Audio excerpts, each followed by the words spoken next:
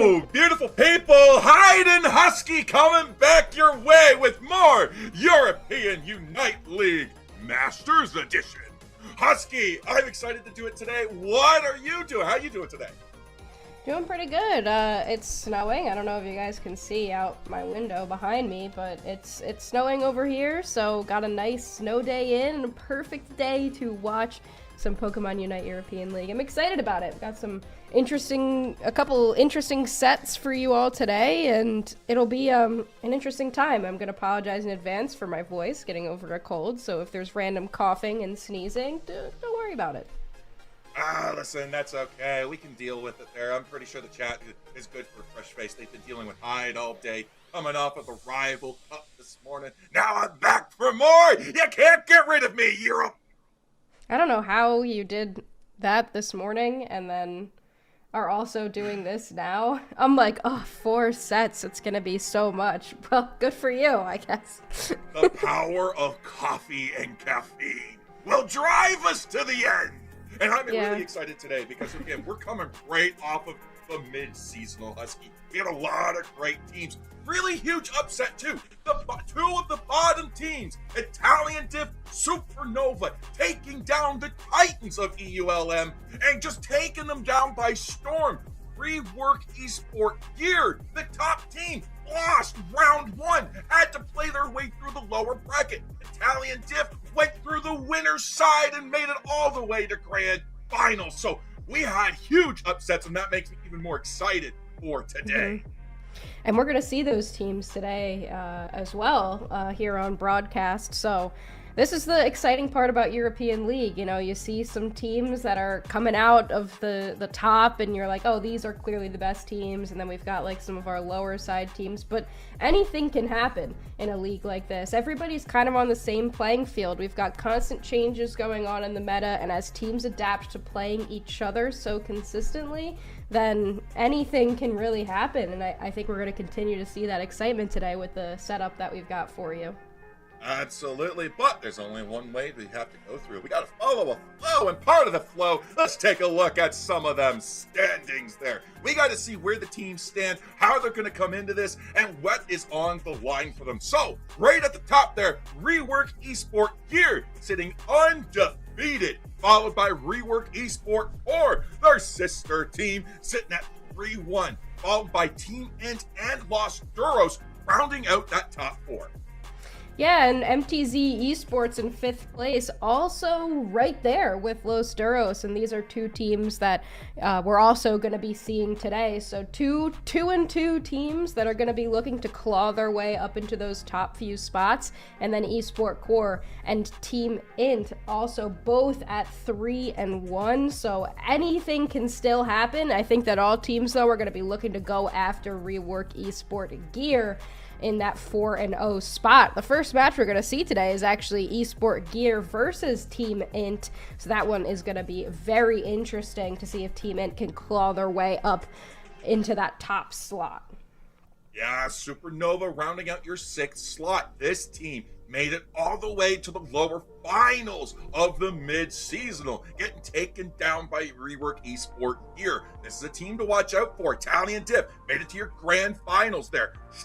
Strong showing. They moved up a spot there, and Phantom Forces is going to be rounding out the top 8 there. So, Phantom Forces sitting at the bottom, but it's not too late, because again, the last event that we saw was the mid-seasonal. We're only halfway, folks, there, but you did mention we did have some teams on this docket, so let's take a look at the schedule, Husky. Who's on the order in today?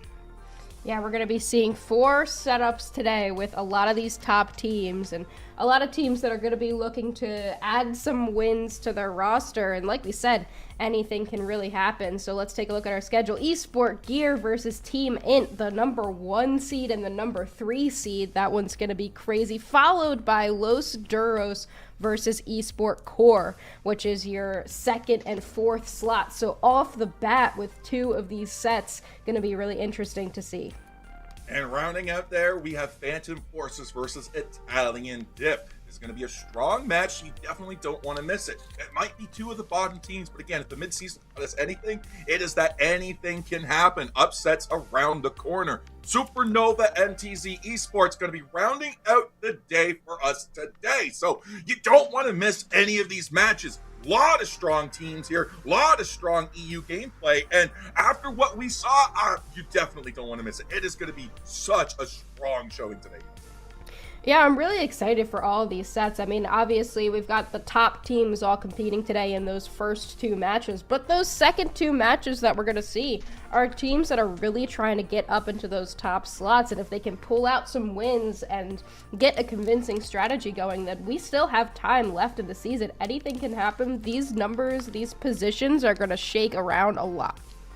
Yeah, but I mean, listen, we wouldn't be casters if we didn't have a few graphics. Go over some stats. So let's bring up those stats and take a look at what's going on in the EULM. Those band picks, those top picks, the most played and most played by role. We want to see it all. So in production, there we are. Hell to the yeah. Here we go. Brought to you by Toy.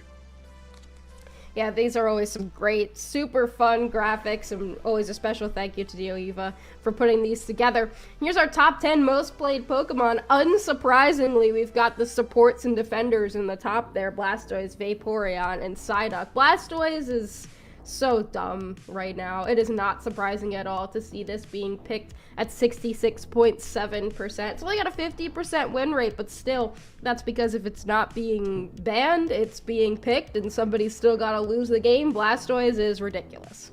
Yeah, followed up by Vaporeon and Psyduck, two very strong supportive Pokemon that we have seen not just in EU, not just in NA, but worldwide. Latam, Asia, you name it, it's there. These two are a dynamic duo. Now, the win rate for Vaporeon, only 20%. Psyduck, though, rounding out to 80%. Put that together, that's 100% there, Husky. But 55% hit rate on both of these Pokemon. And these just goes to show you just how valuable they are.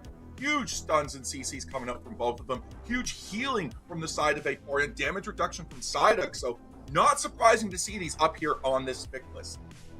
Yeah, and then, I mean, Psyduck having 80%, Vaporeon having 20% win rate. I feel like the sample size is pretty small. Vaporeon and Psyduck are both really, really solid picks regardless. But let's take a look later down in the list here. We've got a couple of attackers, not unexpected to see Miraidon, Mewtwo Y, and Teleon on the list. Very strong attackers, currently sitting at 100% win rate. This Mewtwo Y has been strong for so long. I feel like we're back in the days of, 2022 or 2023, when this was absolutely ruining everybody's games because of how stupid it was.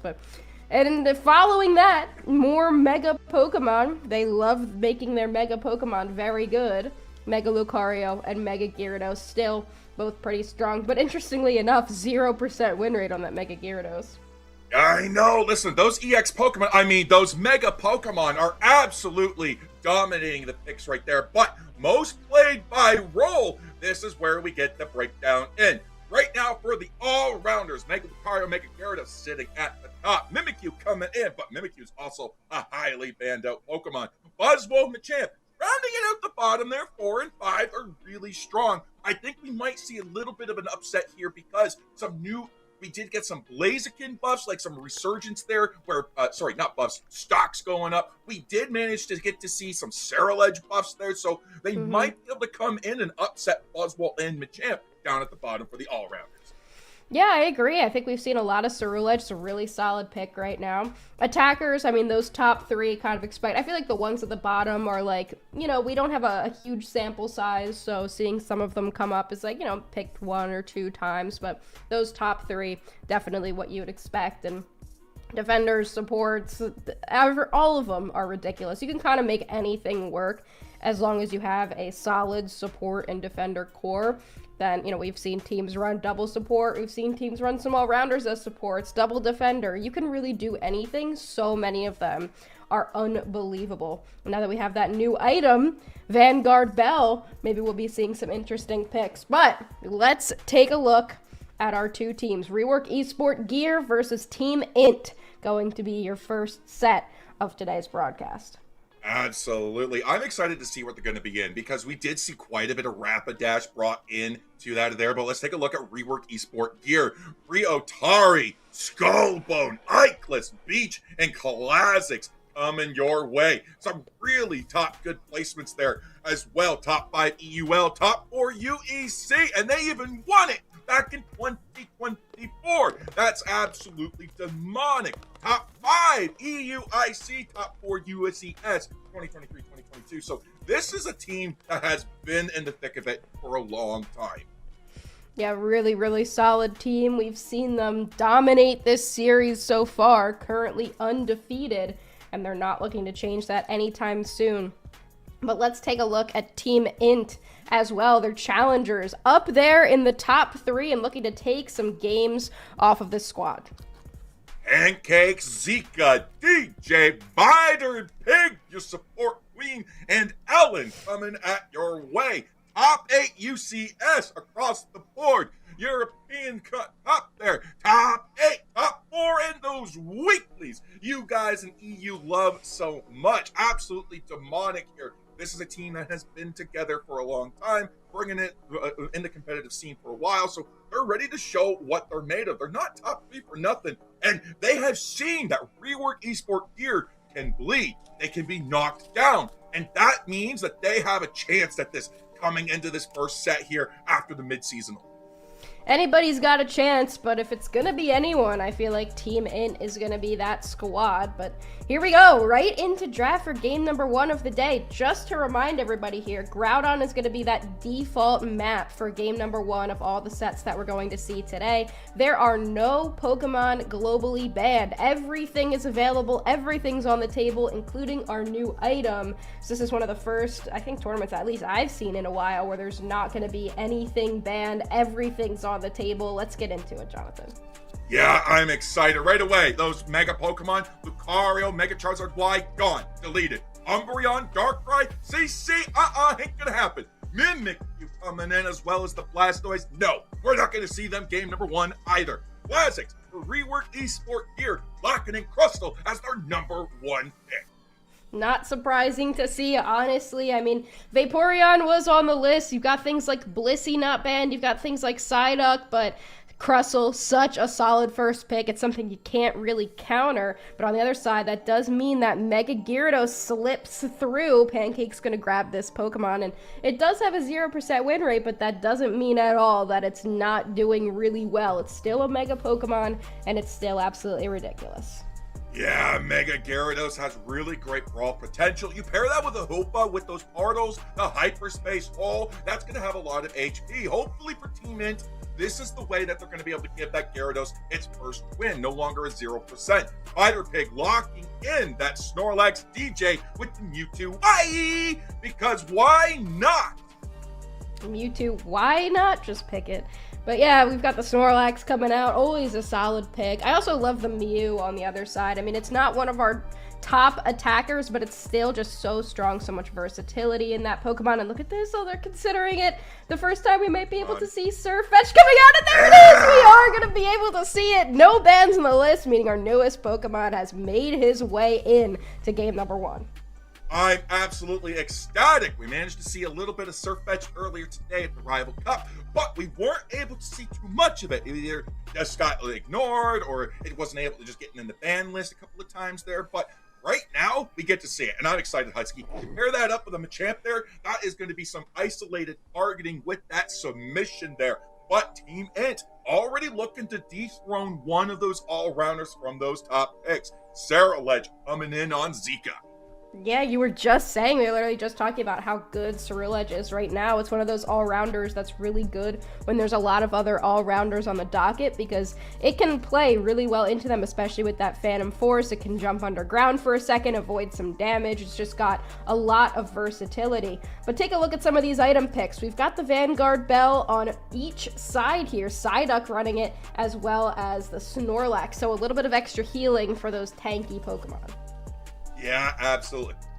For those of you who don't know how Vanguard Bell works, when you inflict a stun or a CC. So a knock up or an actual stun, a freeze, maybe a little sleep there, even a shove, that's going to trigger that Vanguard Bell. 5-second cooldown for 10% of your HP healed. That is massive on Pokemon like the Snorlax, like the Psyduck, like Mamoswine, like Slowbro. A lot of good Pokemon that are able to output a lot of CC that may not necessarily have good sustain or further enhance that sustain. So overall, strong item, Husky.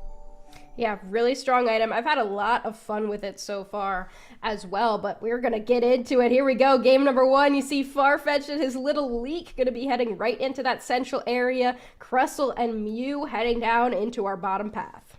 Charcadet going to be going in that central path for the side of Team Int. Machop going alone solo into the top because what's going on? Well, little Mr. Quack over there is going in for an invade. Absolutely love it. Meanwhile, on the bottom there, Biter Pig's looking to grab an engage there. Try to secure any of that farm, but there it is. Psyduck for the invade.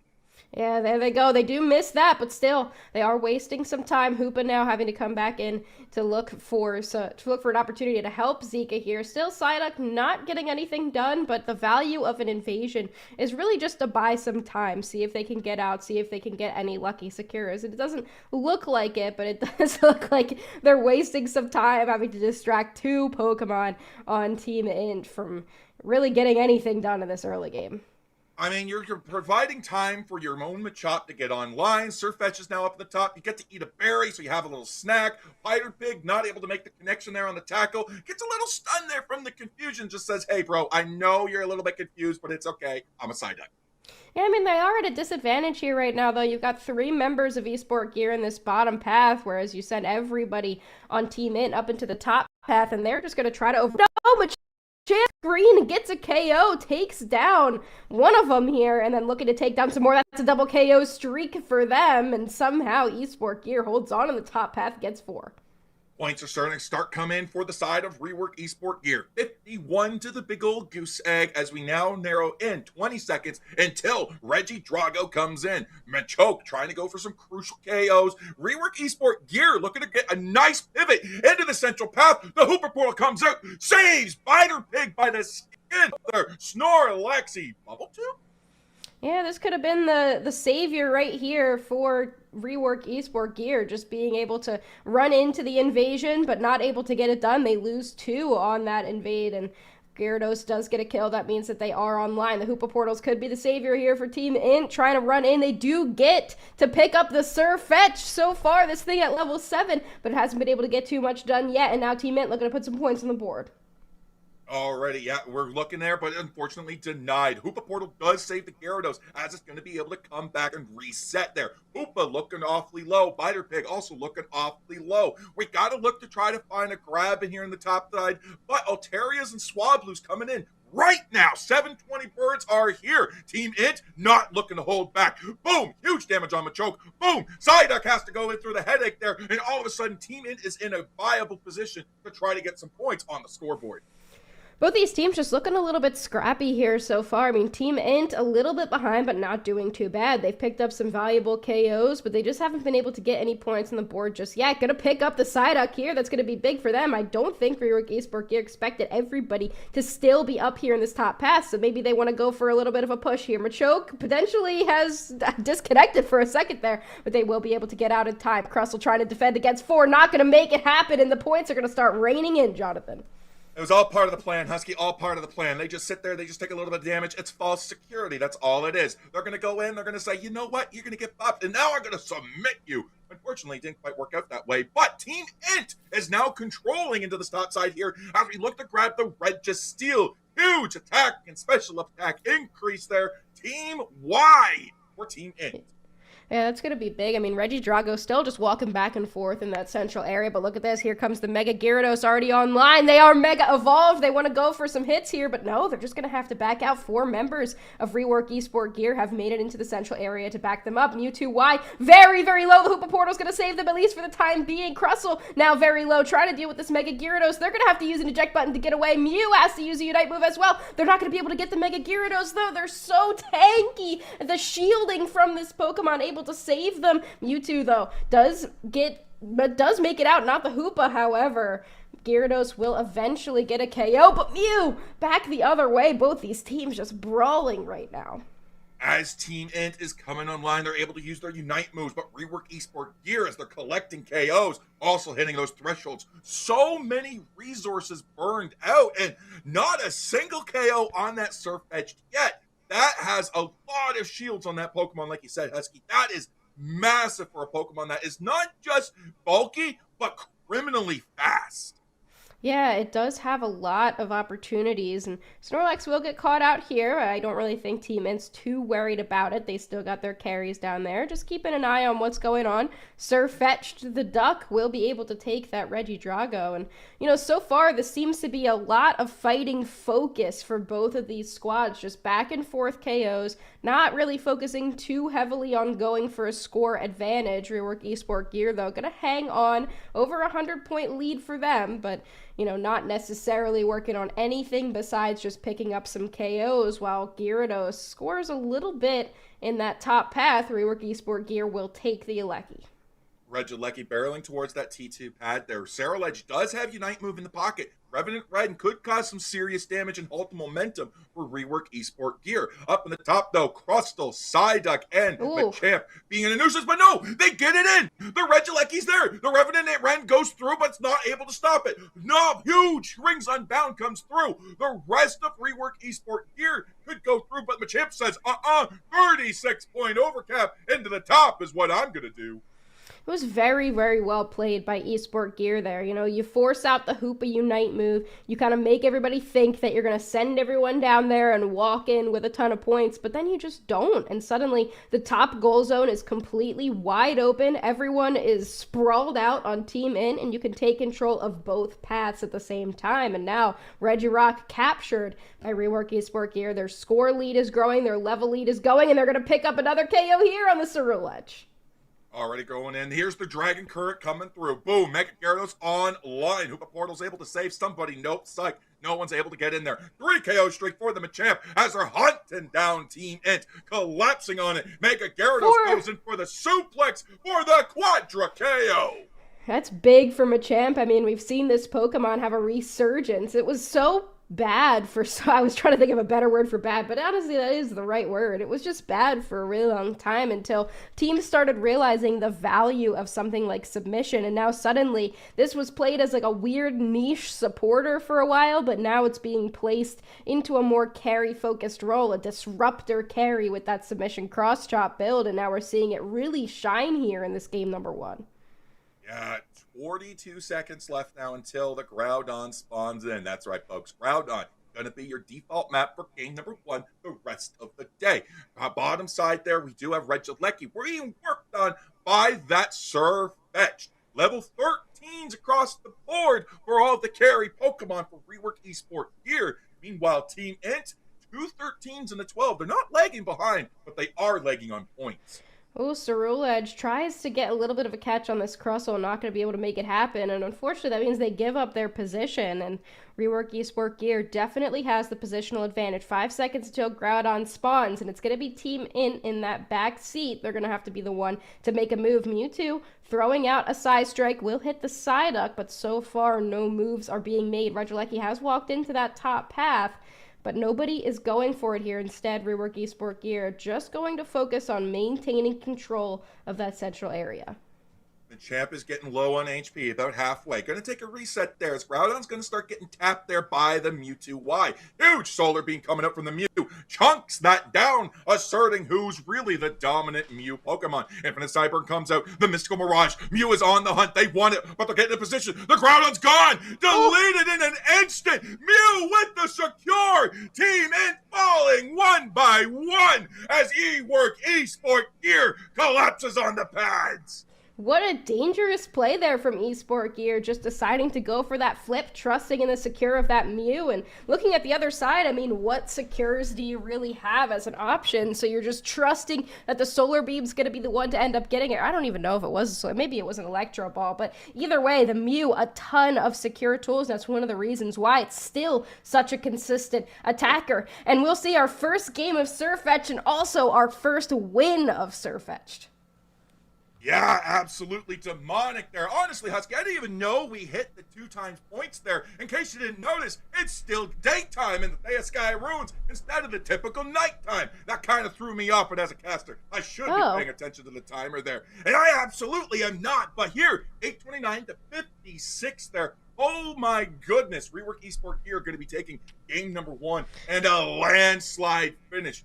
Team Ent has to go back to the drawing board and bring it back for game 2. That is actually so weird. I didn't even notice that it didn't change to nighttime. Is that like a bug, or is it suddenly a weird feature with Groudon? I don't know. Has that ever happened before? I feel like that's such a weird thing that's going on. It should be nighttime. Groudon only spawns at night, but doesn't matter. Rework Esport Gear. They're going to take game number 1 handedly. Great fights from them all game. Team Int definitely has a chance to come back here, but I do think they have to focus a little bit harder on how they're countering Rework Esport Gear's play style rather than just picking Pokemon that are generally good. I think you have to focus a little bit harder on the strategy that Gear is bringing and focus on drafting into that. Yeah, Team Int is one of the top teams there in the European League. 3rd place right now. And unfortunately, though, during the mid-seasonal, they were knocked out relatively early. They were not able to make it past the first round in the upper bracket, knocked out by Phantom Forces into the lower bracket as well. They brought Supernova into a game 3. So, I mean, hopefully they haven't lost their touch there, but I think you're right. They need to come back to the drawing board. They need to look at what makes Team Int special, and they need to be like, you know what, let's play into this. We don't need to take the best Pokemon because they're the best Pokemon. We need to play what Team Int plays. Yeah, I think that you're right. I mean, it's hard not to pick the Mega Gyarados when it's on the board. It's hard not to grab something like the Ceruledge Edge that we know is good, and Mewtwo Y that's always good. Like, everything on their team composition is very good. There's nothing wrong with their draft. But when you look at Rework Esport Gear, they're playing a little weirder. They've got some interesting picks. They've got a lot of CC that they're kind of focusing on. So what do you have where you can kind of counter that option and bring something out that's going to be really interesting? The other thing I want to bring up is this Surfetch. Great playing there from them. I mean, it's a new Pokemon. We're still kind of feeling out exactly what it does, but it played so well throughout that game, and I don't think any teams are necessarily really they know how to really play against it yet. But let's take a look at the Sakura again. There it is, the Mew with the Electro Ball. Huge from them. Incredibly smart to use the Mystical Mirage to get set up for it. The team was just going to go for the full rip. Team Int recognized it. They went in. Unfortunately, not able to get in there, but there is that lunging Leak Nova Blast. Yes, that is the Unite move's name. They really like to make them tongue twisters these days. They know what they're doing just for us, Husky. Yeah, they loved it. I don't even, like, half of them, I just don't even, I'm like, the Unite move of this Pokemon. I'm not doing all that. Some of them have awesome names. I think for a little bit, like, I think I was talking to, like, Draku about it, like, the being a caster and saying specific Unite move names, like, hits so hard. And one of them is Revenant Rend. Like, Revenant Rend, what a great Unite move name. But some of them, like, the Palma, what even is it? Zip Zap, Zippity Zop, Spark. The Zip Zap will charge Spark Attack. Like, that's great. Like, come on now. I'm not doing all that. Like, I'm in the middle of a play-by-play. I'm not saying all that. Palma goes in with the Unite move. But yeah, Surfetch is an interesting one. It seems to be doing well so far. It's not a Pokemon that's really made a ton of waves, at least in the community, like what people have been talking about. It seems very fun. I've played a couple games of it. There's a lot of skill expression opportunity, but I think now we're starting to see where it's really going to shine in that carry role.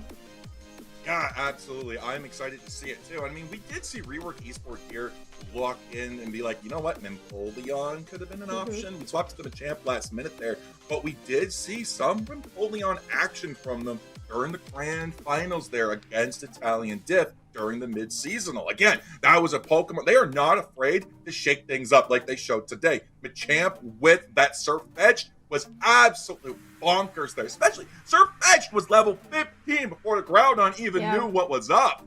Yeah, and I think like having a team around Surfetch that's focused on CC that's just going to set that Pokemon up is really going to be something that's important.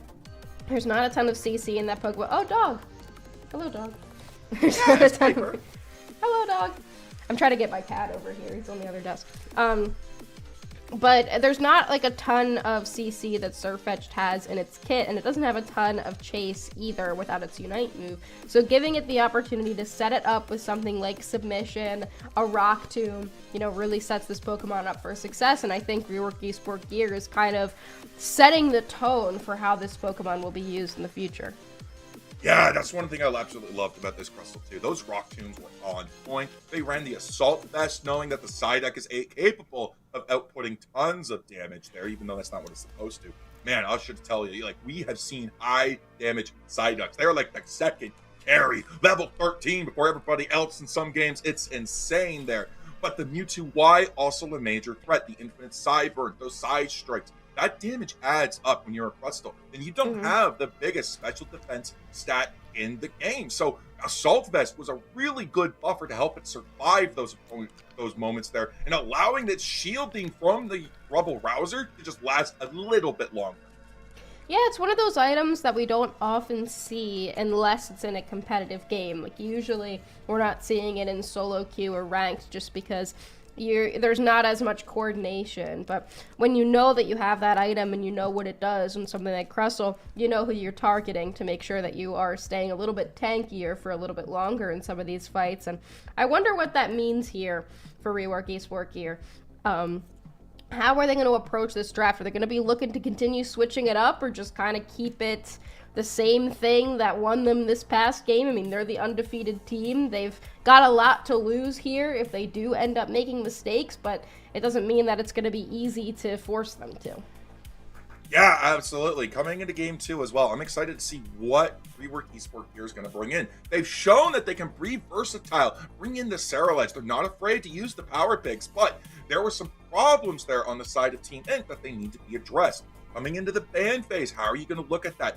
Will you ban out the Sirfetch'd? Was that the problem? Was it the Machamp who did an expert job of setting KOs up with that submission? Do you ban it? Do you take it? Where is the trade-off that you're going to make? And we'll see it as we hit the draft now, Husky. Yeah, let's get it. So this time, we're going to see Kyogre. We can see it in that central part here. This second map going to be picked by Rework Esport Gear is going to be Kyogre, what we're seeing currently in ranked right now, and Team Int going to be your first pick. So we could be seeing them switch it up in terms of how they're going to approach this draft. Blastoise, Mega Charizard, Y being those bans, not surprising so far. Yeah, staple bands already on the docket there. Pancakes from Team Int looking to be like Sirfetch'd. That is a little bit there. Boom. Sirfetch'd gone. Leek and Pancakes do not go hand in hand. They do not want this go. Rygo, now the option there. Oh, sorry. It's going to be Skull. Umbreon on the docket there. Could be taken away. Strong healer, strong disruptor. That could be taken off the board there. And there it is, Husky. Yeah, Umbreon just always a safe ban. It can do so much and it can counter so much. So if you have a plan to have a lot of movement, especially, Umbreon's always a good one to take off the board. Mega Gyarados going to be banned out here by Team Int because they honestly probably don't want to have to pick it. And then Mega Lucario going to be banned out here for Rework Esport Gear, which means that we've got a lot of options for a first pick here for Team Int. They're going to go with the Darkrai. Listen, I'm just saying, to Rework Esport Gear, you got the 2-pick, Mega Charizard X, Mega Mewtwo X, still on the table. You can do it. The Classic's going to be locking in the Crustle there. Probably a smarter choice. We don't listen to Hyde on that one. Beach locking in the Psyduck there. Did amazing things game number 1. Hopefully going to be doing even more amazing things in game number 2. Yeah, I mean, you may as well just take the support defender core that worked for you in game number 1. And look at this on Team Int. We're going to see the Mimikyu come out, a Pokemon that was banned away specifically from Zika because of how good they are on this Pokemon. So we're going to see it shine here in game number 2. And Dwayne, instead of with the Hoopa, they're going to go ahead and pick that Eldegoss. Was that a quack? Is that a quack? I hope that was a quack. We should have seen a quack there. But nice coming in from the Eldegoss there as well. Trevenant on Frygo. Skull locking in Palmont there. That is going to be an amazing duo there for the side of Rework Esport Gear. I hope we got that. Is going to be a tongue twister of a Unite move, as we talked about earlier too. Yeah, I love the little license art is just Palmy, so it just looks like everything else, and then there's like little tiny baby Palmy. But yeah, an interesting pick for them. So, we saw them go with the Surfetch previously, but now that's banned out from them, so they're going to switch into another sustain all-rounder in that Palma. But look at this, Mr. Mime coming out with the Vanguard Bell, a Pokemon that I was kind of hoping to see an Underdunk a couple of days back that we didn't get a chance to see, but I think that with the Vanguard Bell, this could be a pretty interesting pick. Listen, if there's one thing my man Lobo told me, if it's got a Razor Claw and it's got a Full Heal, that's going to be a Scyther. I'm going to trust Lobo, and I'm going to say that's probably a Scyther coming in on Pancakes there. And I'd love to see it there. And Ryotari coming in on a Mewtwo. Why? Going to be locking that in. Huge stun CC's already set up for Rework Esport here. Lissy's on the table, and that wasn't brought in at all. The Safeguard, not a priority for Team Int. They're prioritizing the healing from Eldegoss and a little bit of stun and disengage support from that Mr. Mime.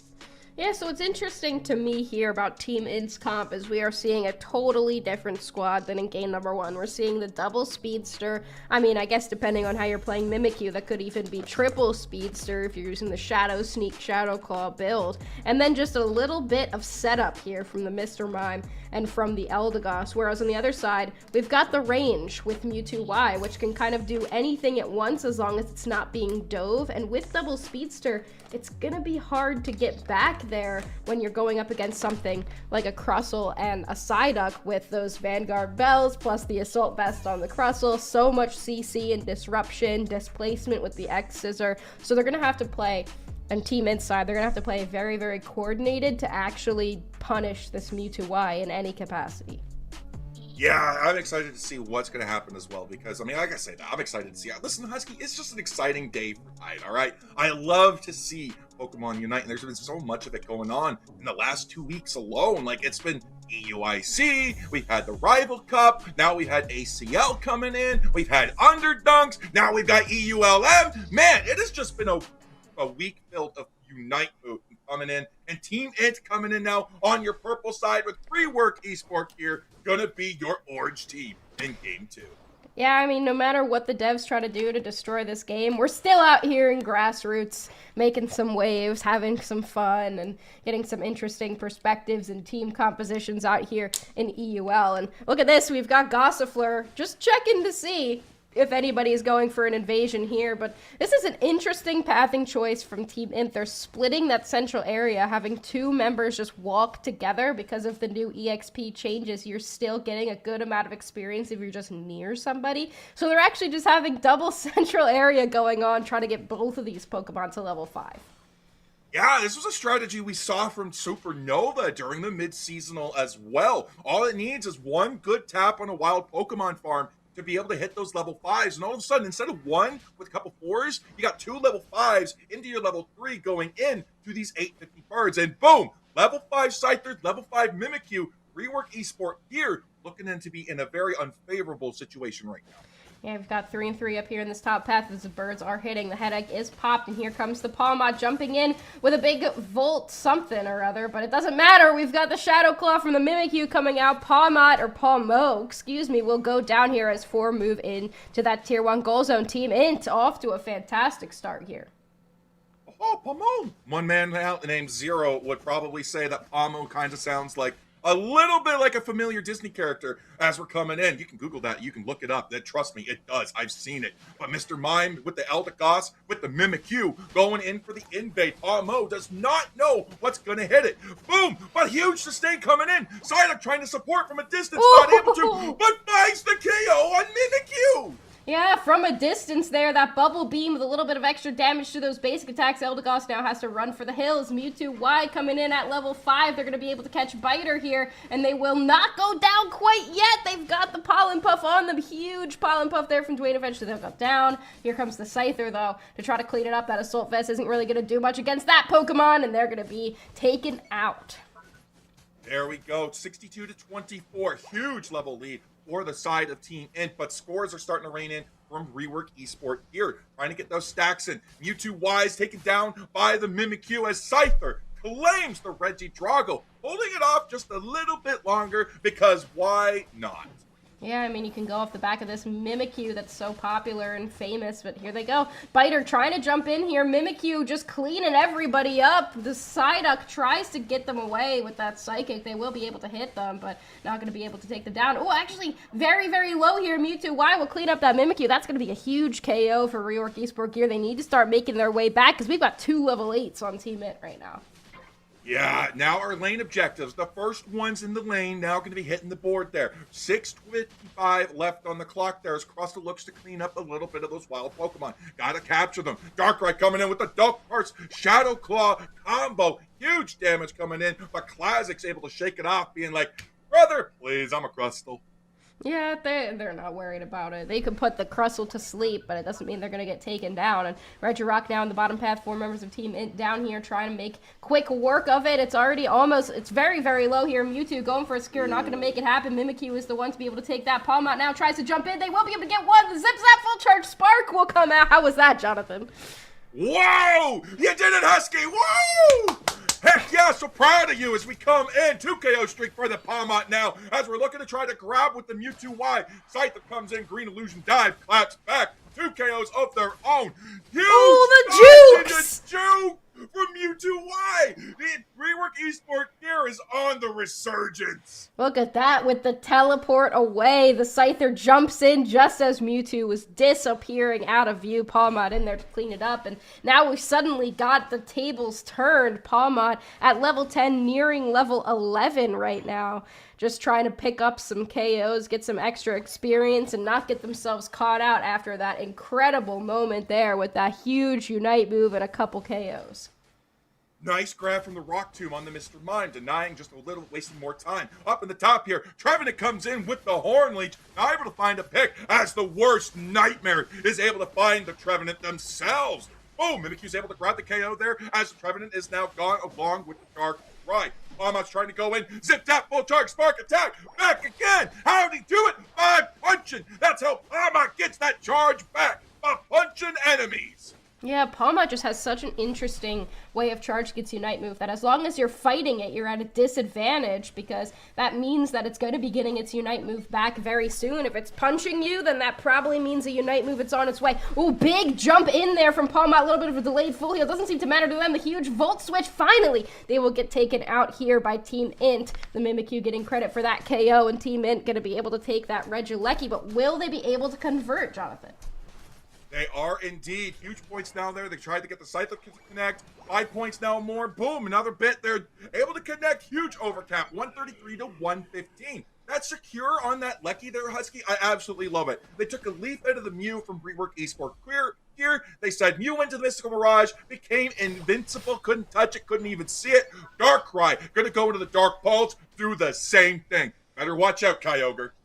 Yeah, and I want to talk about this Trev here because this is playing your top path role for Rework Esports Gear. So this is a carry-focused Trevenant. And with that Vanguard Bell, extra little bit of healing, it's got the Curse as well to reset that Horn Leech. It's been doing really well, but it's also been very silent. We haven't seen it do anything crazy, but it's just quietly creeping up there in levels, making Rework Esports Gear just all the more scary here. And Psyduck, a hero secure from them. Darkrai for a second there almost got it, and now we're gonna see them go for a push. This is the last time you can use your Unite moves before the Kyogre spawns in, so better use them now. Mr. Mime came out with the showtime there. There goes the Psy-I-I. Phantom Force comes out, complete miss. Absolutely didn't like that wall. Took it down, but 1, 2, 3 for Team It is gone. Points are now going to be raining in for Esports Gear as we have Mewtwo Y looking to hunt down their Darkrai, and they find their mark.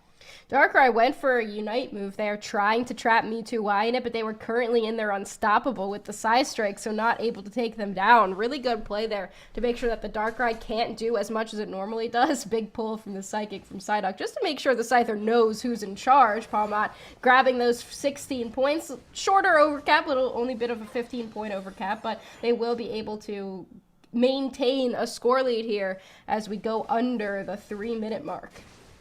Absolutely. 40 seconds now until Kyogre spawns in. Going to be grabbing Regieleki, playing for Rework Esports Gear. They have the point lead. They have the level lead as well. Not by much, just barely there. So now we got to look for a way to get into the position on the pit. That's what's going to seal this game out, is who's going to be able to take that aggressive stance and come out on top in that fight.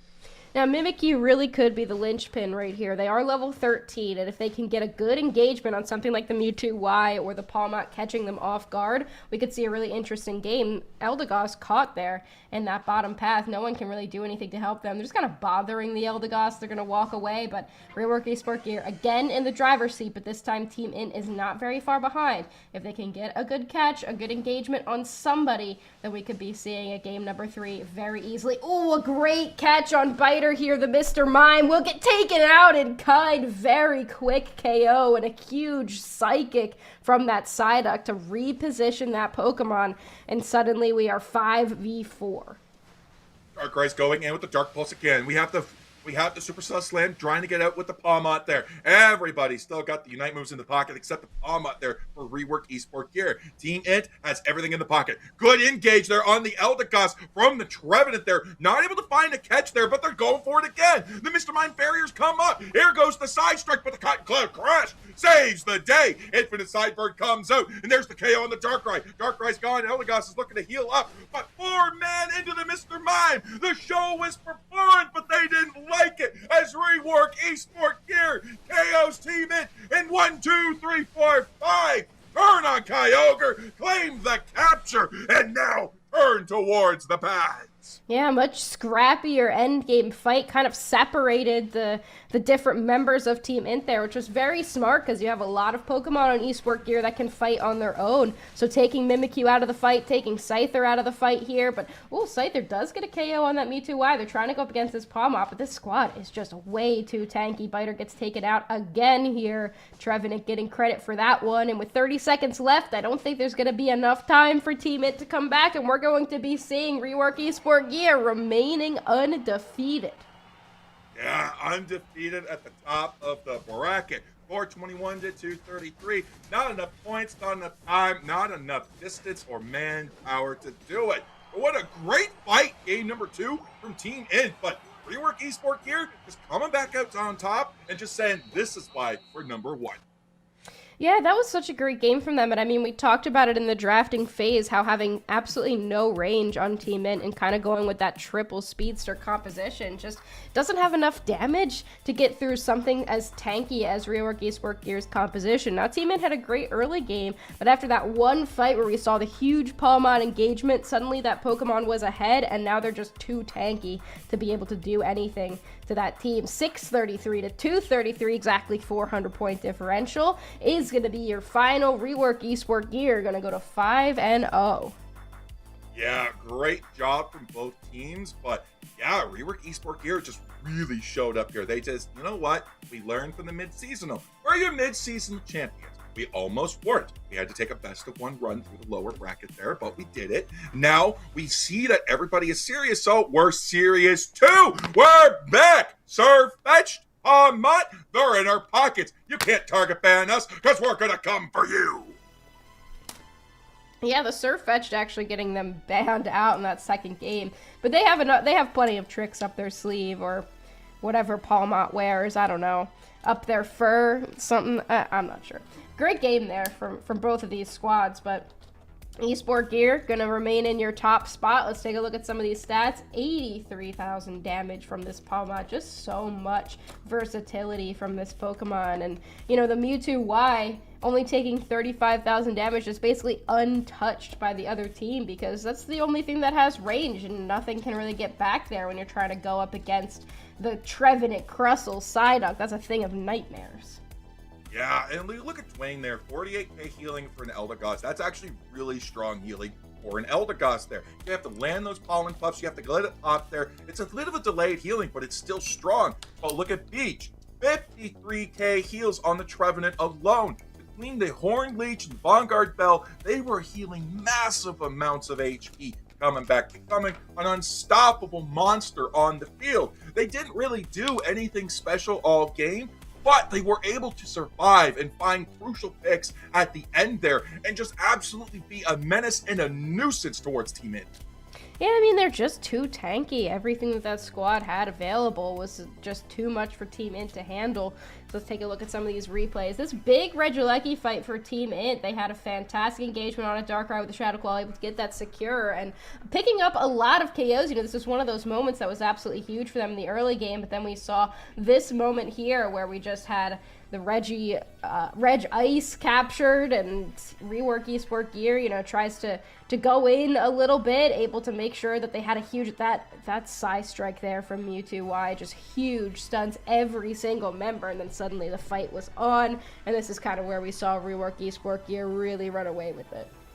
Yeah, Gear decided, you know what, this is the time. 3:30, we're going to burn everything. All our Unites are out, boom, gone. That's it. We tried to take the refight there from Team Int, not able to be as successful. Only Mr. Mime used the showtime there, but now Kyogre. Here we go. Huge pick right here from the Psyduck. This is exactly what they needed. With the Gear would collapse on that Mr. Mime, taken down. All of a sudden, you don't have that AoE stun from Mr. Mime on that showtime to stop the Rework Esport Gear from doing what they do.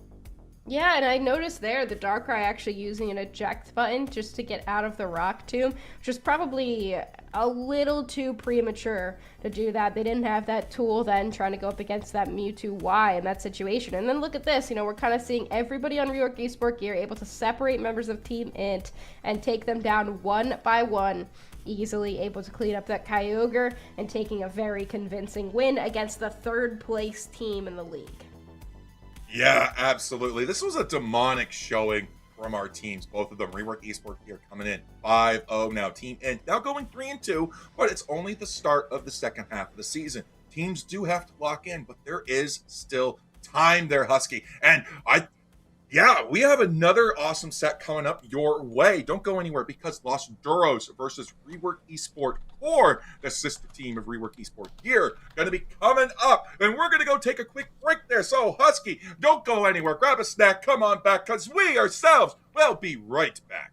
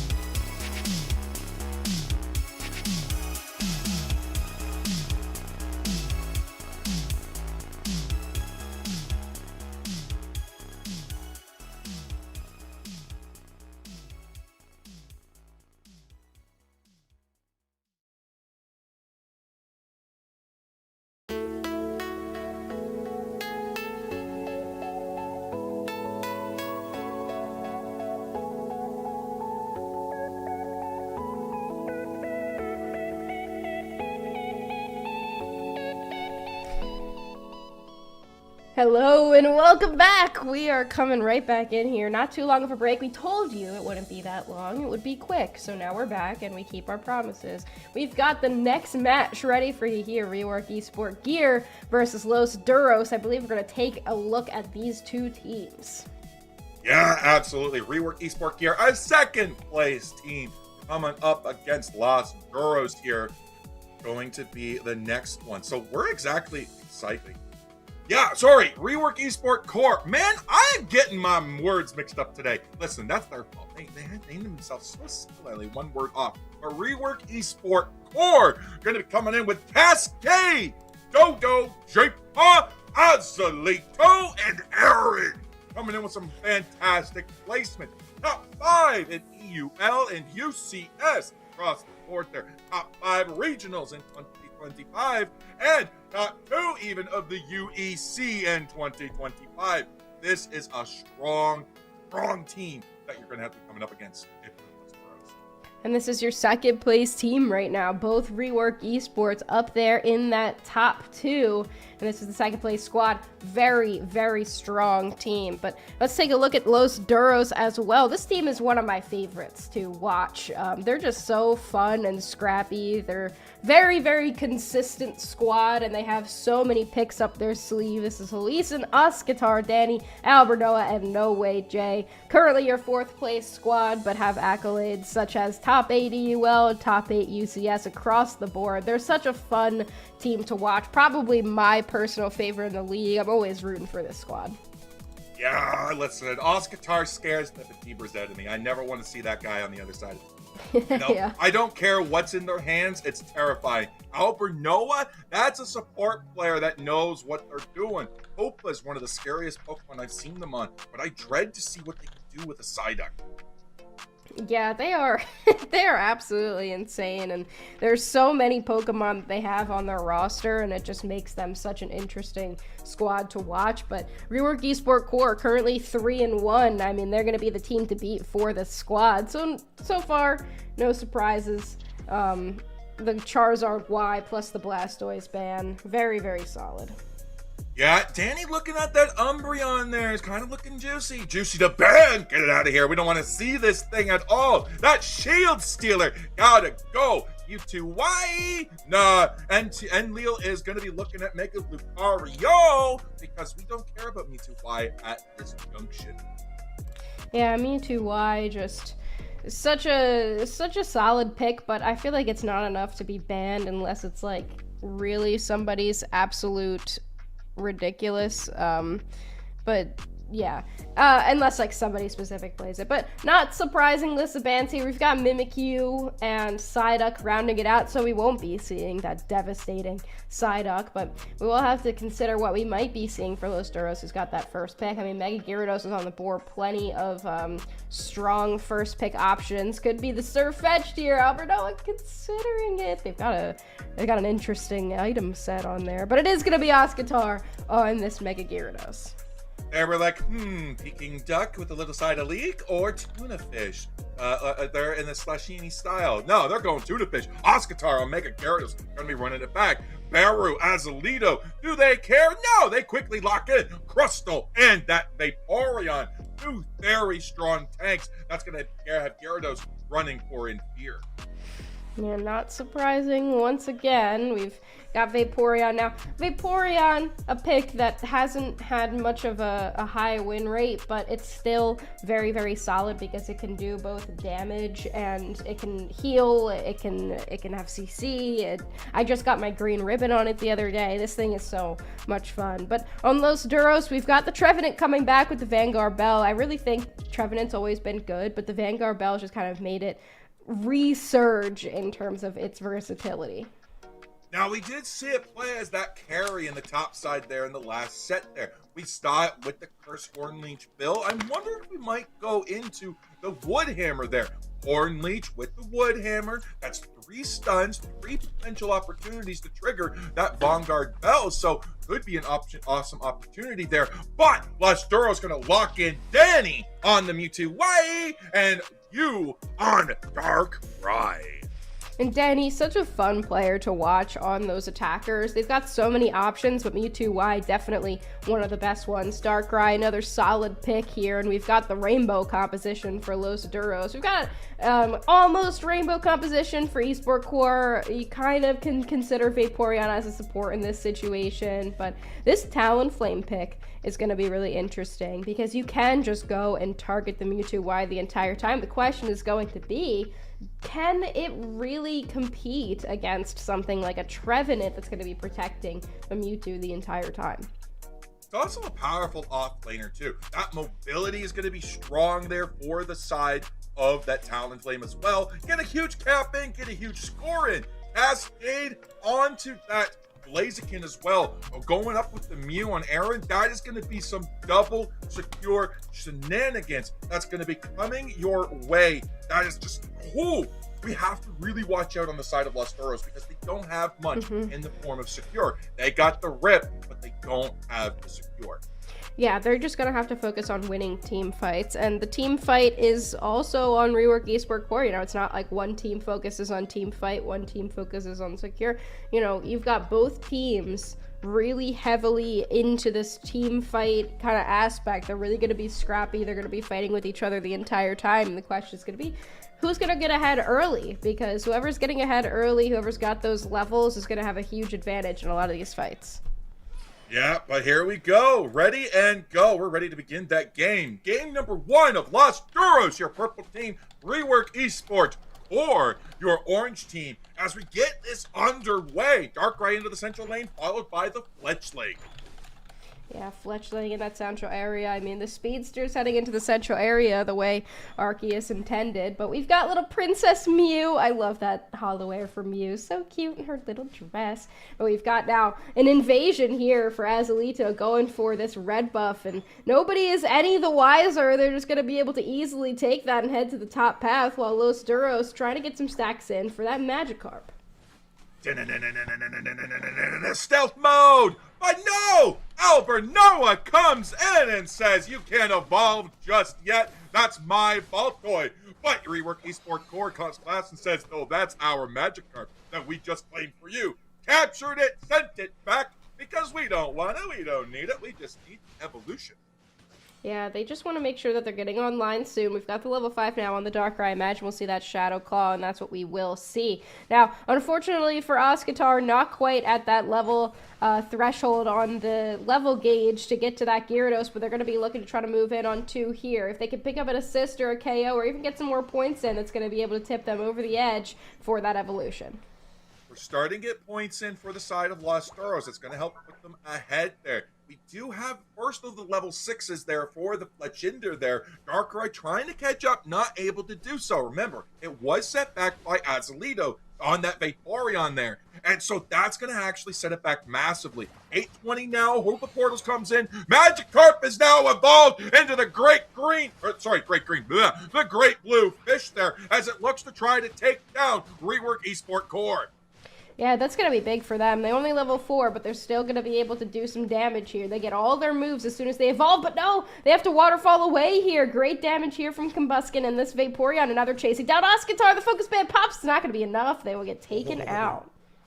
Yeah, Gyarados tries to get away, but if you get it stunned there, the waterfall gets stopped, and then it keeps going. It can almost be a trap there for it, so you got to be very careful when you're trying to escape. We have the Talonflame online, picks up Albernoa KO. Just says, another day in the life of Dodo.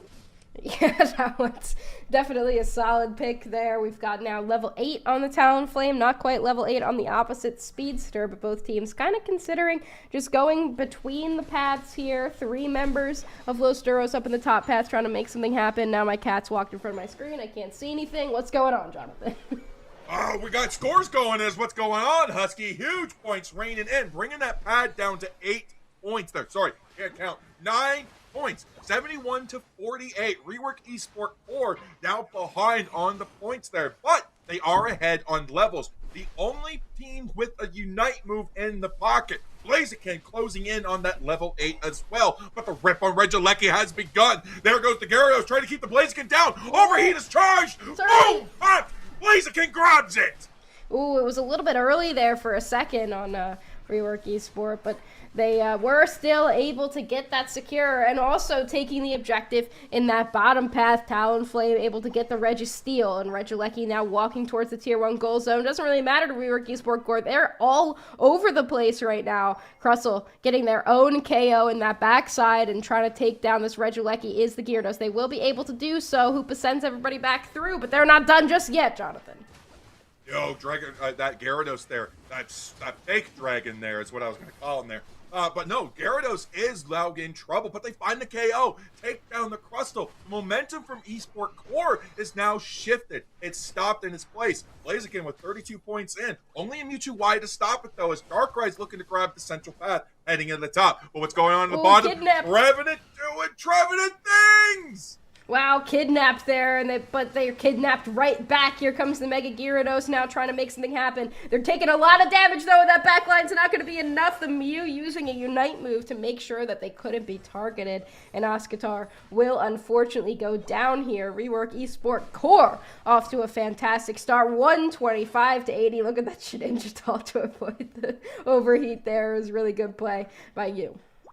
That was solid play indeed. We do have the Hoopa about to tick into that Rings Unbound Unite move there, so that can be an automatic team summoning item at any point in the game. Got to be very careful. Regidrago going to the side of Lost Duros. Mewtwo Y securing that despite the Blaziken being there. Rework Esport Core, not taking it lightly. Now they're going to be looking to make an offensive. Yeah, I mean, you said that they have to watch out for the secure opportunity. It doesn't really matter to Los Duros. They'll figure it out either way. But now you've got Hoopa considering going for a Unite move here. Not able to. Talonflame will take out the Darkrai very, very quickly here. And Rework Esport Core once again kind of in the driver's seat, but in the bottom path, we will see some scores go in. It's a very, very close game right now. Regieleki getting chipped up. Blaziken goes for the overheat. We're looking for the secure, and no! Darkrai KOs it. Regieleki goes to Hoopa, playing for Lost Duros. Can they break the pad before the Regieleki hits? Boom! Gyarados is not able to do it, though. Oh, no. Not able to walk into the T2 pad, but points could be raining in anyways. No! Double jump pad here for Rework Esport Core. Quick KO on the Mega Mewtwo Y. Here, Dragon Gyarados is out. Dragon Current, Mega Evolution, support from the Darkrai, but will it be enough? No, Los Duros has to back off. Reggie's Rock is now playing for the side of Rework Esport Core as the Hoopa portal gets Gyarados away. Yeah, a little bit of an over push there from Los Duros. They had a great push of the Regieleki into the goal zone, and they were able to get a couple points, but definitely over pushed a little bit here. We've got Darkrai now in the Unite move, and they will be taken out, unfortunately, not able to make it happen, but Rework Esport Core, little bit far behind, but I don't think they're really too concerned about it. Will, though, the curse of the Mega Gyarados continue, or will Los Duros be able to hold on to their slight lead? It looked like they might be able to do it there, but no, the Blaziken comes in with a Solar Beam from the Mew, the double wombo combo, able to take them down. Crustle's now in danger, though, as we're trying to pick up a KO on it. Not going to be able to make it out as everybody and our uncle shows up to take down Emil. Yeah, they're hanging on, though. Look, they hung on for quite a long time. 3 members of Los Duros have to be committed to taking down the single crab. But that is a tanky crab. I mean, I'll give them that. So, able to at least buy some time for the rest of the squad to start getting into position. Flip, turn on the Vaporeon, just looking for some vision here. 20 seconds until this Regieleki spawns. And it looks like Los Duros is going to position potentially for it, or they're just going to back off of it, try to get some positioning in the central area. They definitely got the position for it. They're able to zone out the side of Rework Esport Core. So they have a 4-man position into the top. Trevenant guarding the bottom as Talonflame goes for the cheeky cap. 50 points going in. Trevenant just does not care. Not going to be able to stop it as it goes in. 207 to 181. Rework Esport Core now takes the lead on both levels and points. That's actually a huge score for them because now they are ahead in the points. So even this Regieleki walking, it won't put Los Duros ahead. It'll be a very close game by the time this starts. But it looks like the fight actually starting to break out here. No, Talonflame will have to walk out. That was not the best way for them to lose that Talonflame Unite move. But Oscatar also getting caught here. Crustle has to use a Unite move. Mew with a huge Solar Beam. But Oscatar is down immediately. Darkrai can't do too much about it. Now the eject button X scissor into everybody. Darkrai goes down. It's a double KO for the Crustle. 3 KO streak now, ticking it up there, Husky. They updated that and they said, you know what? I want the credit I deserve. Groudon has spawned and it's here. So the game is obviously on. Infinite Cyber comes in. Fly goes up as Dodo secures it. Grabs the Groudon here, but the fight's still going. 1-2 down for Lost Duros. 3-man army there as Gyarados goes in for the Dragon Current. Huge grab there for the Gyarados, but no, deleted by Talonflame. This is the curse of Mega Gyarados. Unfortunately, this Pokemon is really, really good, but just no team has really been able to make much happen with it. It did not look good at all this game. It just kind of got obliterated even when it went into its Mega form. Rework Esport Core putting in some more points now, 307 to 201. Doesn't mean Los Duros can't come back, but they need to get a couple of KOs before they do. Yeah, they gotta move fast. That clock is ticking down. Time is running out, and so many buffs still on the side of Rework Esport 4 there. 201 to 307. Crustal's looking for an opportunity. That could be it. They go now. They're good and they're solid. Hoopa's gone. Albernoa's deleted. Flames charge. Really sweep from the Talonflame as we claim the Mewtwo Y. 1, 2, 3 down. This game is over. Rework Esport Core going to be taking game number 1. Wow, Rework Esport Core. I mean, Los Duros had a good couple of fights there, but unfortunately, I just kind of don't think the Mega Gyarados is it. As soon as you get a team that knows how to play against it, it's just not doing too hot right now. And I do think that the kryptonite of this Mega Gyarados has been the Crustle. Just so much CC, dispositioning, it's just so tanky. There's nothing that it seemed like this Mega Gyarados could do against this Pokemon. And unfortunately for Los Duros, their entire composition revolved around the picking of this Mega Gyarados. So I wonder if we gotta go back to the drawing board here. Oh, we absolutely do. That Crustle was a nuisance. It was a problem there, but I don't think banning it out is really going to be the issue. Once you take it there, once you get it off the table, there's other options to deal with it. Mamoswine, for one, may not be the top pick over a Crustle there, but still a really strong defender that we have seen a resurgence on during EUIC specifically. One of the top 4 Pokemon with the highest win rates in day number 1. So that was absolutely massive for the great giant there. So coming in with that, but there's also Slowbro as well. Lock the slow beam. So options are plenty to deal with the Mega Gyarados.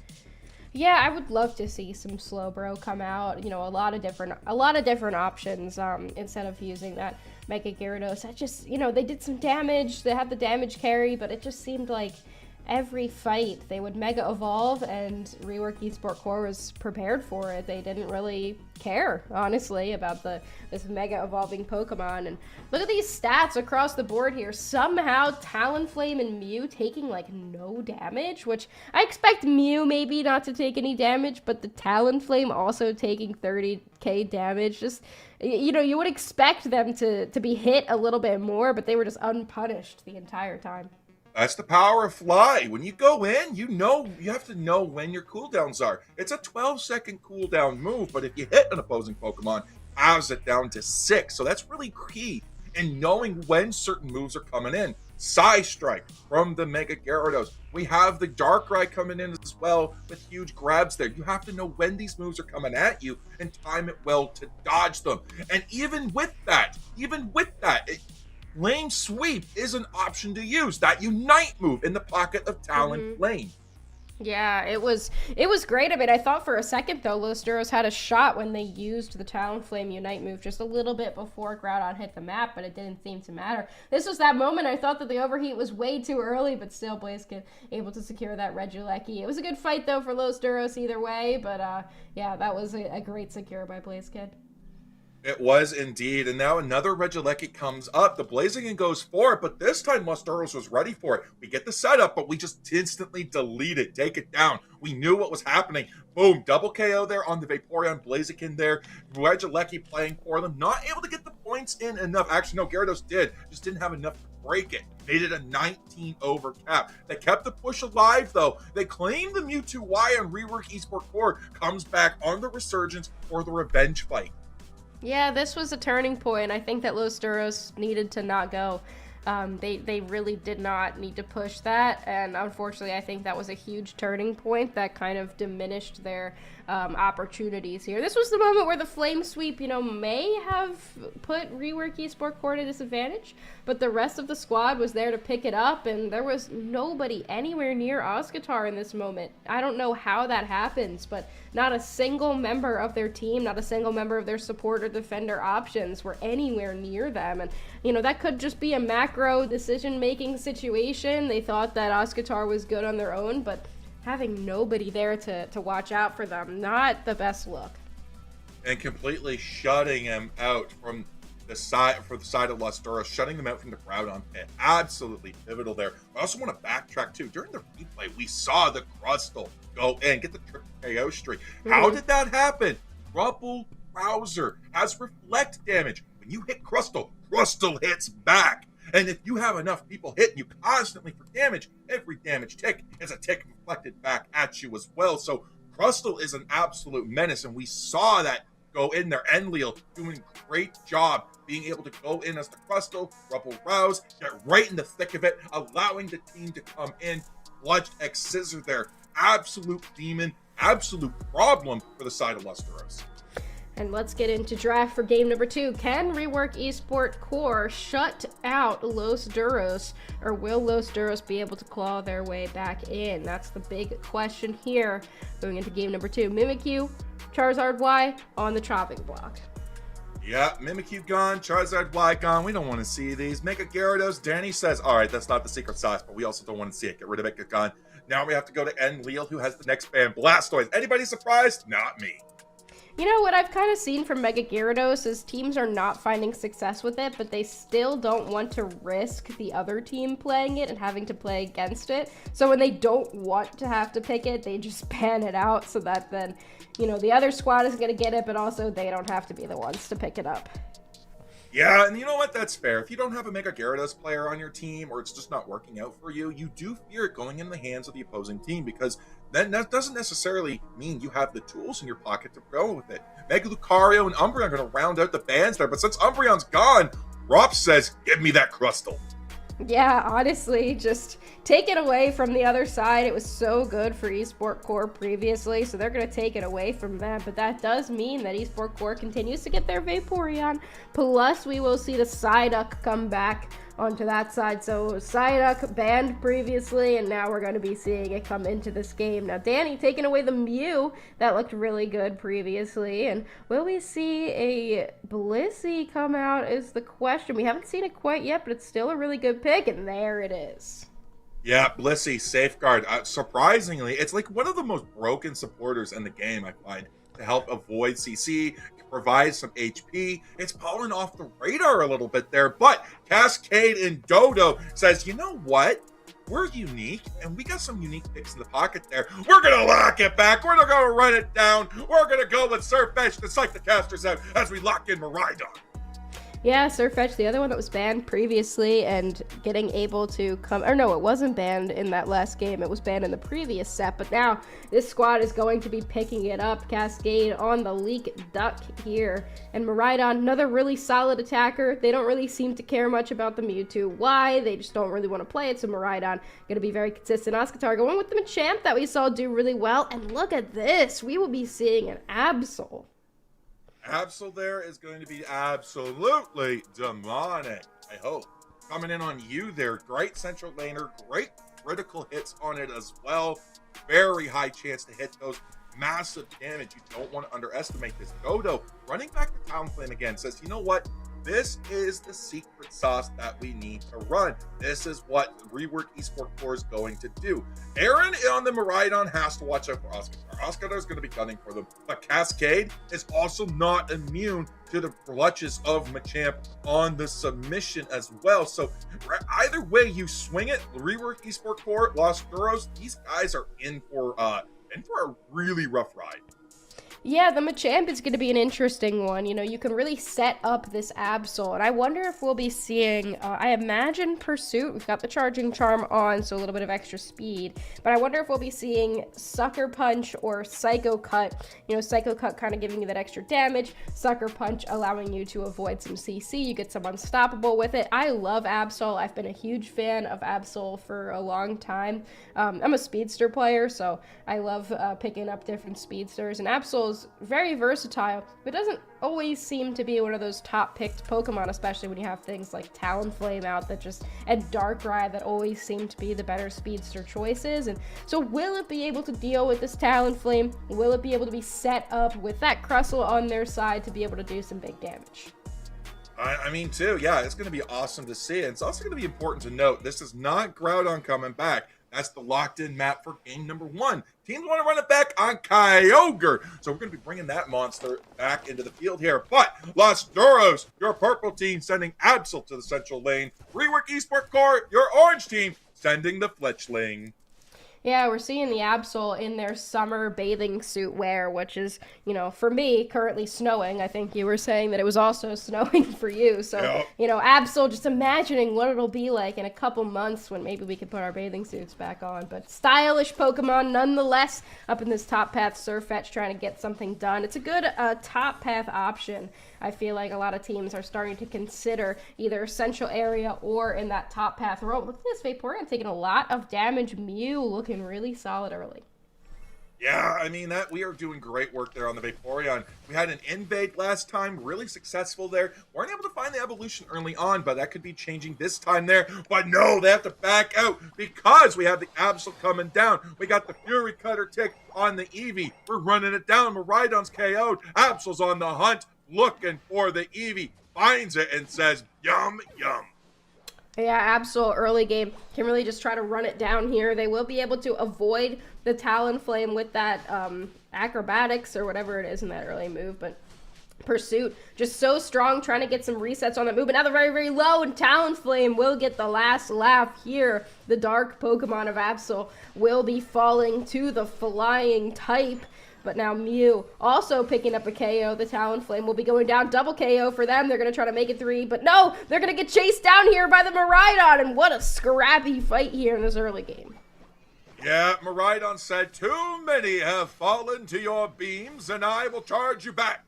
Boom! Double charge beam to take it down into the enhanced version. Now we have to find out how they're going to respond because Los Duros falling behind on levels. They still have a Machop on the board, Husky. Yeah, that's not looking great. Just now taking into Machoke, and Absol now will go for this Regidrago, but you've got level 8 on that Talonflame, so that means it's got access to that Fly. Way better secure on their side. They're going to have to send Mew up there to try to get a secure out with that Electro Ball or that Solar Beam. I don't think they know the Talonflame's there. Now Crustle will find the big Fly, but no! The Mew is going to be the one to take it. Oh, that's a great grab for Los Duros there. That's what they need. That's a good chunk of experience for the team that they're going to have to do. Hit some power spikes. We got Machoke online now, so we're getting some level 5s on the board there. But we're almost to the first Unite move of the game. Crustal's claimed by Rework Esport Core. That Talonflame looking for that level 9. Could be finding it here with the score. No, just shy of it. Yeah, but that is a big score for them regardless. They're getting some stacks up. It doesn't really matter, you know, what number of points you're throwing in. As long as you're getting those stacks of your attack weight, you're in a pretty good position. Now they will tick into that level 9, and 4 members of Rework Esport Core down in this bottom path looking for the Reg IA Psyduck. Perfect Psychic to try to avoid getting that Crustle in there. They're going to look for it here with the X's are not going to be in time. The Psyduck going to secure it here. Crustle will go down to that Miraidon. Now the rest of Rework Esport Core considering a push into this Tier 1 goal zone. Yeah, 103 to 85. This score is incredibly close. Machamp is looking for, still a Machoke, looking for that level 9 on the Machamp. Does hit level 8. Absol does have the Midnight Slash in the pocket there. So now with 3 Unite moves on the side of Rework Esport Core, where you use the Absol Unite move is going to be absolutely crucial. Yeah, and they do have the Sucker Punch as well, so we were talking about what second moveset they would be going with, but they're opting to avoid some of that damage, and now looking for a big fight in the central area. Big Unite move from that Absol, but Talonflame will KO Mew on the backside. No KOs yet for Los Duros. They're trying to chase everybody down. Absol looking for that Surfetch, but big Unite move from the Duck will take down the Absol. Machamp to follow, and Esport Core still in the driver's seat. Yeah, that bright future meteor storm from the Electric Dragon is going to do it in. Huge support there from the Miraidon. Huge support from the Psyduck now as the enhanced charge beam starting to rip Regieleki. His types don't matter because you would think electric doesn't affect electric, but Regieleki's definitely getting wounded here. It is going to be the water type, which you definitely wouldn't expect to take down an electric type, but Psyduck will get the secure on that Regieleki as it walks toward the tier 2 goal zone in the bottom path. Rework Esport Core has left this goal zone on 4, so opportunities for a big overcap, but they're kind of splitting the squad right now. You've got the Sirfetch'd grabbing 3 points in that backside. You've got Psyduck trying to deal with them, and then they take down Mew again, but here comes the Absol. They've got a Unite move available. They hit it, the Midnight Slash, but it doesn't matter. Cascade uses the Detect to avoid some of that damage, and another big Unite move from them. Nobody can deal with taking down the Sirfetch'd right now. Oh, there it is. It's gone. As soon as you said that, the Machamp says, hold my Coke. I'm going to come in and grab it. My apple juice needs to be chilled. I'm here to take it down. Boom. Set it up with the Crustle there. They had really good job being able to set that through. The Lost Duros back on the Resurgence now. Level starting to even out for them as they're now catching up. Everybody has their Unite moves in their pocket now. All they got to do is just charge them up to full. Yeah, they've got to go for an opportunity here. Oscatar, not the best option here. They're going with a submission, walks right back into the charge beam. Unfortunately, will go down. I think at that point, you're just looking for some more opportunities to get a stack in or two. Psyduck and Absol having a little bit of a moment there. Cascade now looking for their stacks up in this top path. Just getting in any points where you can is kind of the name of the game at this point. Big move there from Absol, trying to get some damage on top of them. Crustle with a big secure in this bottom path. That is huge for Los Duros. Big KO on the Talonflame as well as the Midnight Slash comes out from the Absol. Nice jab there from that Sirfetch'd there as well. Still getting used to that Pokemon there as we're coming in. Blissey still with the pocket there. Huge supports coming in as Miraidon with the charge beam trying to come in and stop these scores raining in from Los Duros. We've got the big Unite move Psy from that Psyduck, reducing the damage. 3 KO streak for the Sirfetch'd. They're going to try to go for some more. Talonflame takes down Absol on the backside. Here comes Cascade. They're looking for another KO, but it's going to be the Miraidon. Everybody wiped out here from Los Duros and Rework Esport Core. You know, it looks for a second like they might be losing some fights, and then all of a sudden they lock in and come back, and now they've got over 100-point lead. Yeah, absolutely. Los Duros looking really good here. Coming into the Groudon fight. Barrage Blow comes out. Machamp's looking for the KO. Talonflame goes in for the fly there. They're going to connect. They're going to hit. But we got this suplex in, but the Psyduck comes in with the save. Yeah, Machamp just not really able to do too much here. Really unfortunate for them, but they keep getting caught out completely by themselves. I think that one of the big problems here for Los Duros right now is they're just not playing as close together or as a unit as they should. They kind of are sending Machamp alone as if they're ahead when they're not. So even if they should be able to fight on their own, they're just really not able to because of how far behind they are.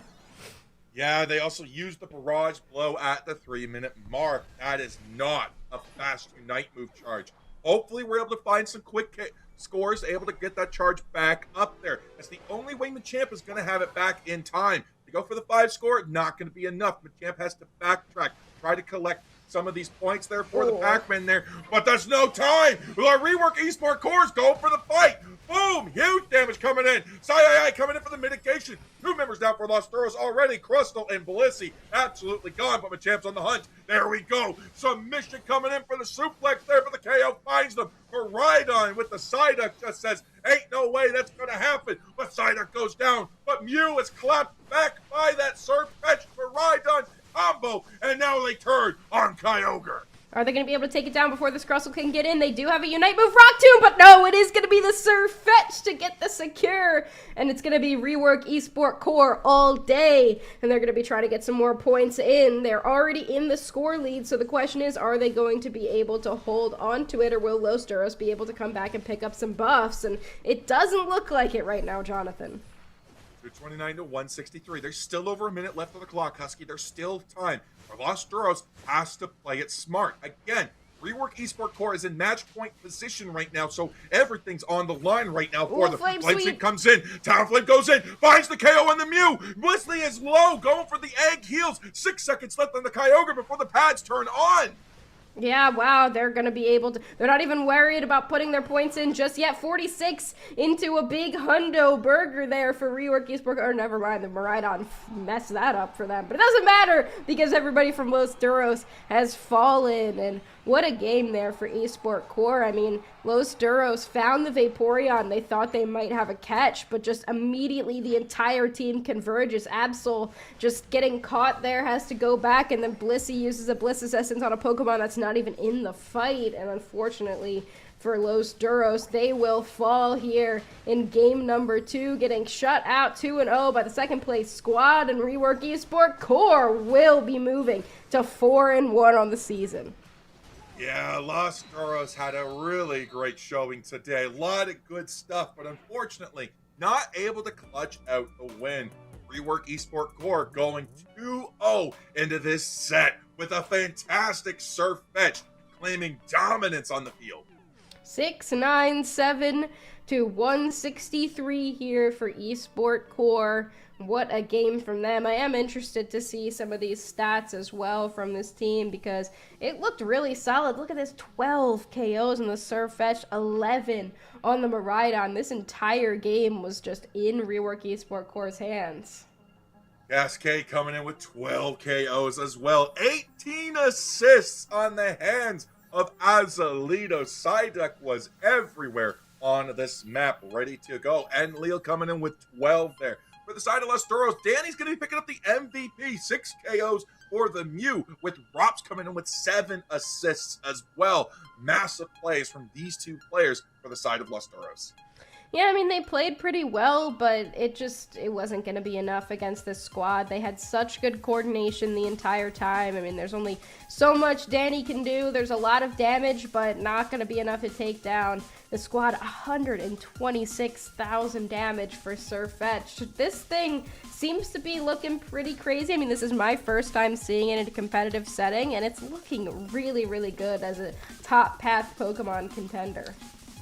Yeah, I don't know what these teams have been playing on the ladder there, but the Mega Pokemon sure are strong, but Surf Fetch is looking even stronger. Might even be a prio pick for the first pick slot over some of these supports and tanks there, with how much it's getting away with. Overall, really strong showing from both teams there. Look at the scoreline here from the battle report as well. We did a great job of shutting down Los Duros with the nice stalemate on the line there. Now, Rework Esport Core didn't get a whole lot there, but yeah, no, all of a sudden, like, teams are looking really strong.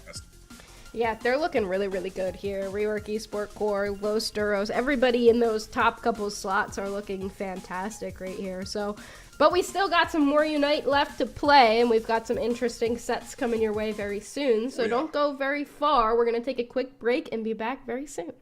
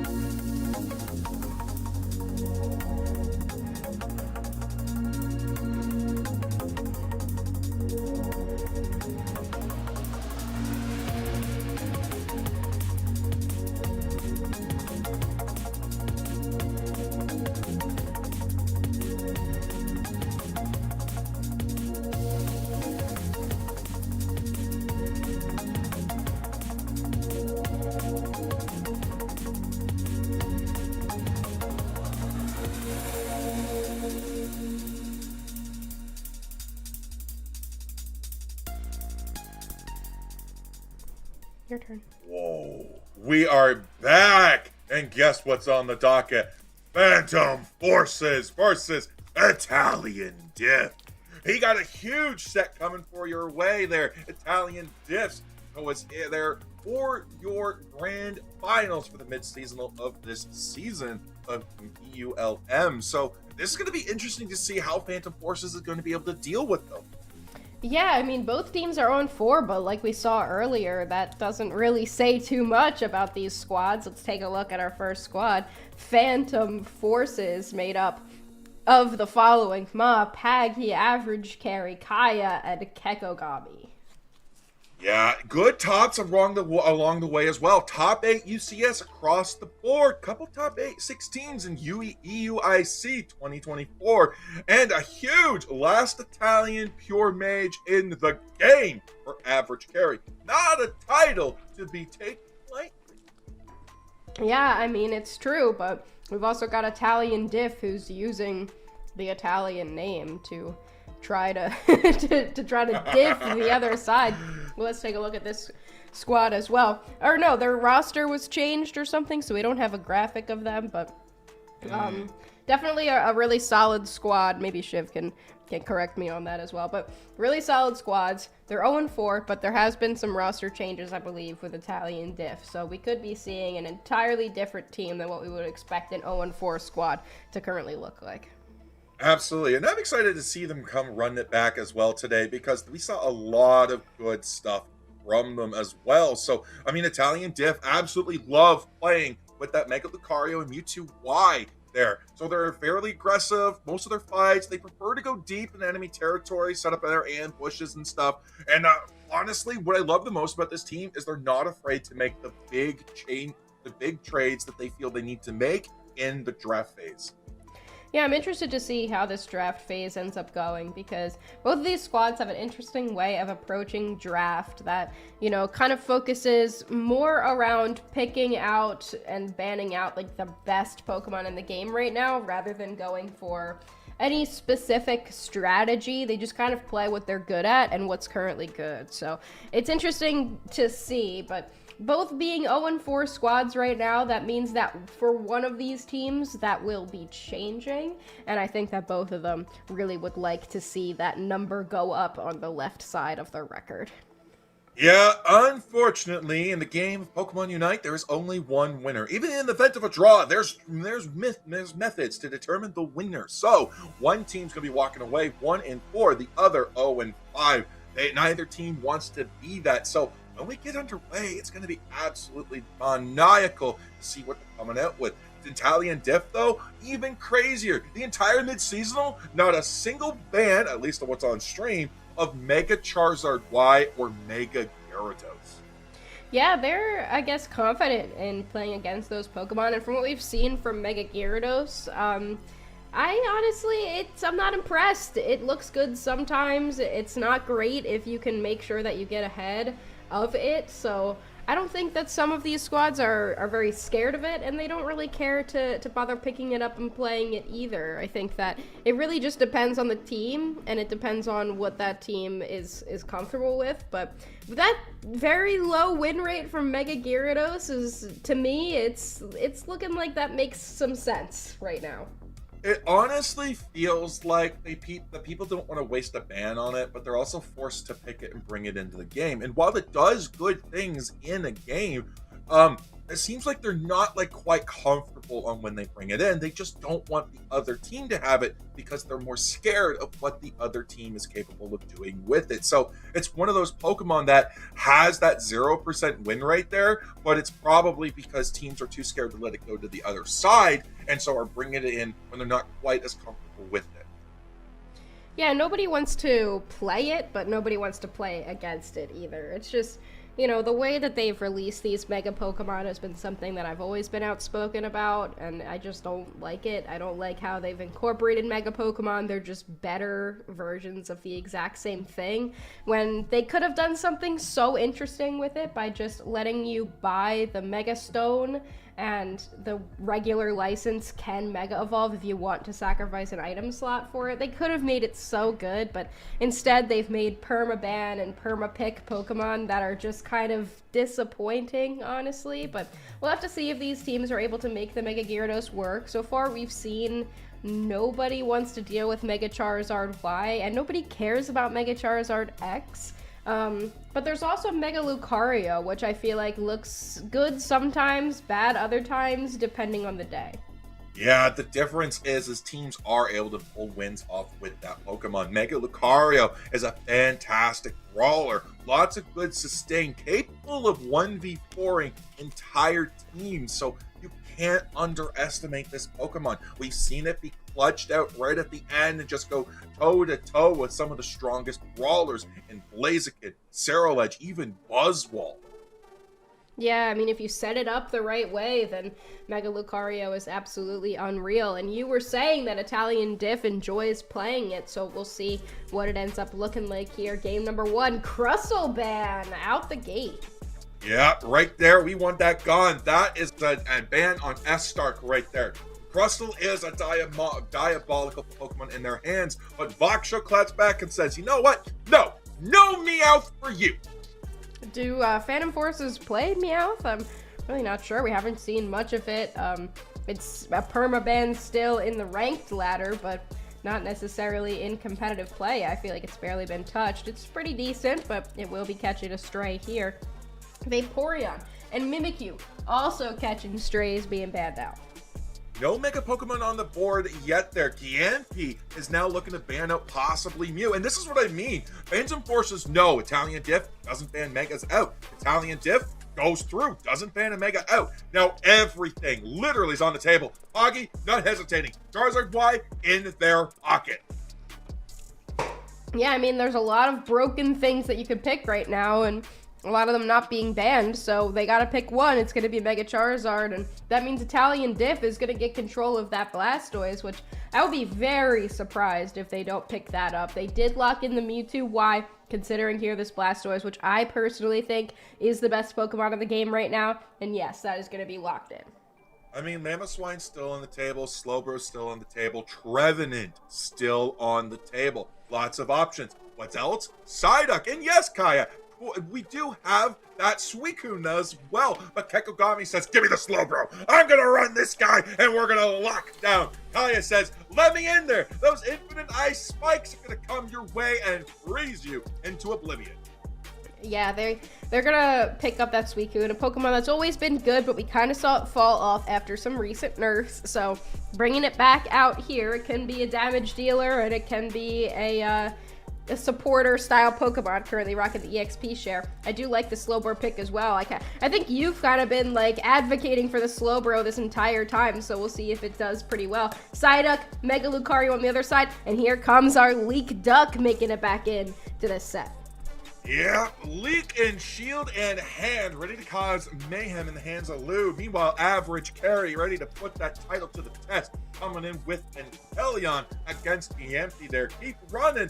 Maybe, you know what? Maybe that's their name. Maybe that's the trade-off that they're going to put on. Decidueye coming in? Talonflame coming in? Maybe. Doesn't matter what you're going to see. You're going to live up to the name, and you are going to keep running. Yeah, we've got the rainbow composition being locked in here for Italian Diff, whereas 3 all-rounders on Phantom Forces. You've got Paggy, the Mega Charizard. That's going to be a Pokemon that needs a lot of experience to really dominate in that end game. And then you've got Sirfetch'd that we've seen do incredibly well here, being played by Lucifer. Is that what they're trying to say? Is that what Shiv's trying to say here? Lucifer is Lou here, that Average Carry. Going with that Inteleon, so I wonder if we'll see Liquidation or Snipe Shot. Both of them have seemed very viable competitively as of late. Yeah, I'm absolutely excited to see it, but also Brutal Hunter on that Mega Lucario, a notorious all-rounder carry player there. That is something that is absolutely demonic in their hands. It's going to be awesome to see. Normally I see them in the hands of a Buzzball, possibly I'm a champ, but now they're coming in with the with that Mega Lucario, not a Mewtwo X this time. So that is a Pokemon that's actually kind of fallen off, and I'm a little surprised that Mewtwo X used to be at the top and now no longer there. Yeah, I never liked it, honestly. I was known for being a Mewtwo X hater. I just didn't really understand why we were picking it back up. But, you know, regardless, it's not there anymore. Instead, we've got Mewtwo Y as kind of being the reigning champion of the Mewtwo. So that Pokemon going to be the backliner here for Italian Diff up against your Inteleon for Phantom Forces. Yeah, Phantom Forces, your purple team, already going to be sending Poggy into that central path there. Italian Diff, going to be your orange team. Going in, once again, Fletchling. Yeah, I wonder if they'll send anybody for an invasion. I feel like Charizard is one that you want to try to keep at a low level if you can, but instead, both squads just going to focus on getting their top path Pokemon nice and healthy, stacked up as quickly as they can. Slowbro now throwing a water gun at 2 Pokemon in the bottom path. It is going to be the Mewtwo Y, though, that secures the basic attack down here. Up against this Squirtle, makes it very difficult. A lot of CC early. Doesn't matter who you are. It's got the shades on, and it's ready to put some hurt on this squad. Listen, one of the worst things you can go up against is a Squirtle, but what's even worse than that? A Squirtle that's part of the Squirtle squad. You know you're kind of cooked from the go, and that's the Italian Diff. At least maybe that's what I think it is. Yeah, I mean, we do have the Slowbro now evolving here. Not quite evolved on this Inteleon. It's still just a little Sobble, but you've got the Surf on the Slowbro. It's a really solid pick from them. It just provides so much CC, so many opportunities. But here, Suicune already throwing down some hurt on this Talonflame. Currently a Fletchinder and not able to get any KOs. And 0 points for both of these teams so far. Yeah, Swablu Altaria came and they went, deleted off the board. Most of it going to the side of the Phantom Forces there, but Italian Diff still remaining strong on their side. Nice secure there by that Mega Lucario there, about to tick into their level 5 there. That is a strong power spike for Brutal. Yeah, that's going to be really big for them. Now the question is, can we get this Talonflame to level 7, get them their fly, get them ready to go for the rest of this game? We do have the evolutions here in the bottom path. We've got the Squirtle squad online. Wartortle pushing the Slowbro back toward Mewtwo Y. They do have a lot of healing, though, and the Wartortle actually going to be the one to go down out of all the water types in the bottom path. That's Wartortle is the one to fall. That is all natural oblivious combined with a little bit of a spice from a resonant guard. Slowbro does not need that long guard bell, so according to the side of Phantom Forces there, we don't want to see it there. We don't need it, but they're going to go in and start the Regidrago. Fire starting to rain down on the Regidrago. Those burns dealing extra damage there. Psyduck goes for the secure, but misses as Surf Fetch claims it. Yeah, it's going to be the other duck instead to get that secure. And now they're going for the Lucario. They will easily be able to take them out. 30 points go in. And now just like that, we had 0 points on the board. And now Phantom Forces is trying to get ahead here. 67-51. His Italian Div is putting points in that bottom path. Now it's just about a battle of the paths here. 30 points trying to go in for this Drizzile. But the Psyduck defending very, very well here. Eventually, that 30 will go in.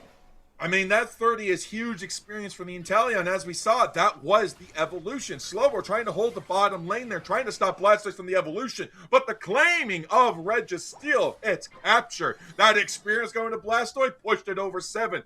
Blastoise is here, the king, the boss of the Squirtle squad.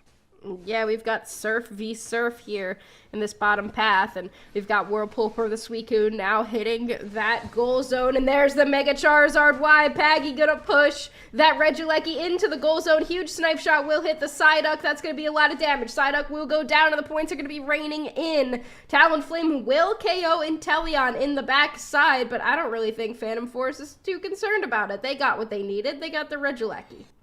Or Charizard trying to pick up some points, but bro, you're not even on the ground. You're flying high in the sky. Hey, you're not going to be able to pick up points, berries, or anything in between. Not even Alchemy Dollops there, if you can believe it there. When you're high in the sky like that, you just fly over everything. Speaking of high in the sky, look at the Talonflame flying right into the Slowbro, claims the KO because Italian Diff says that is the Italian way. Yeah, we've got now 160 to 133 here, about halfway through this game.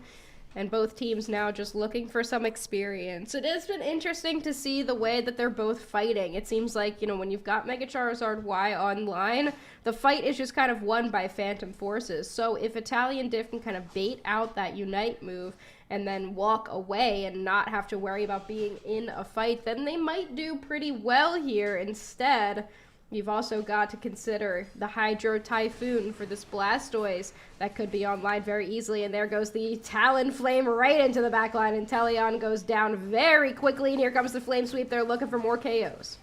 6-second cooldown reduction now on the Talonflame's flyers. They're able to find the connection and take down the Suicune there. Hydro Typhoon is on the Blastoise there. They're ready to go. Boom! Here comes the Mega Evolution from the Charizard. Way! They're trying to put that down, the beat down, but Psyduck claims the effectiveness of the KO. Huge experience backswing for the side of Italian Diff as Teleon comes in with the Azure Spy Vision. Doesn't find a KO, but Regieleki does play for Italian Diff now.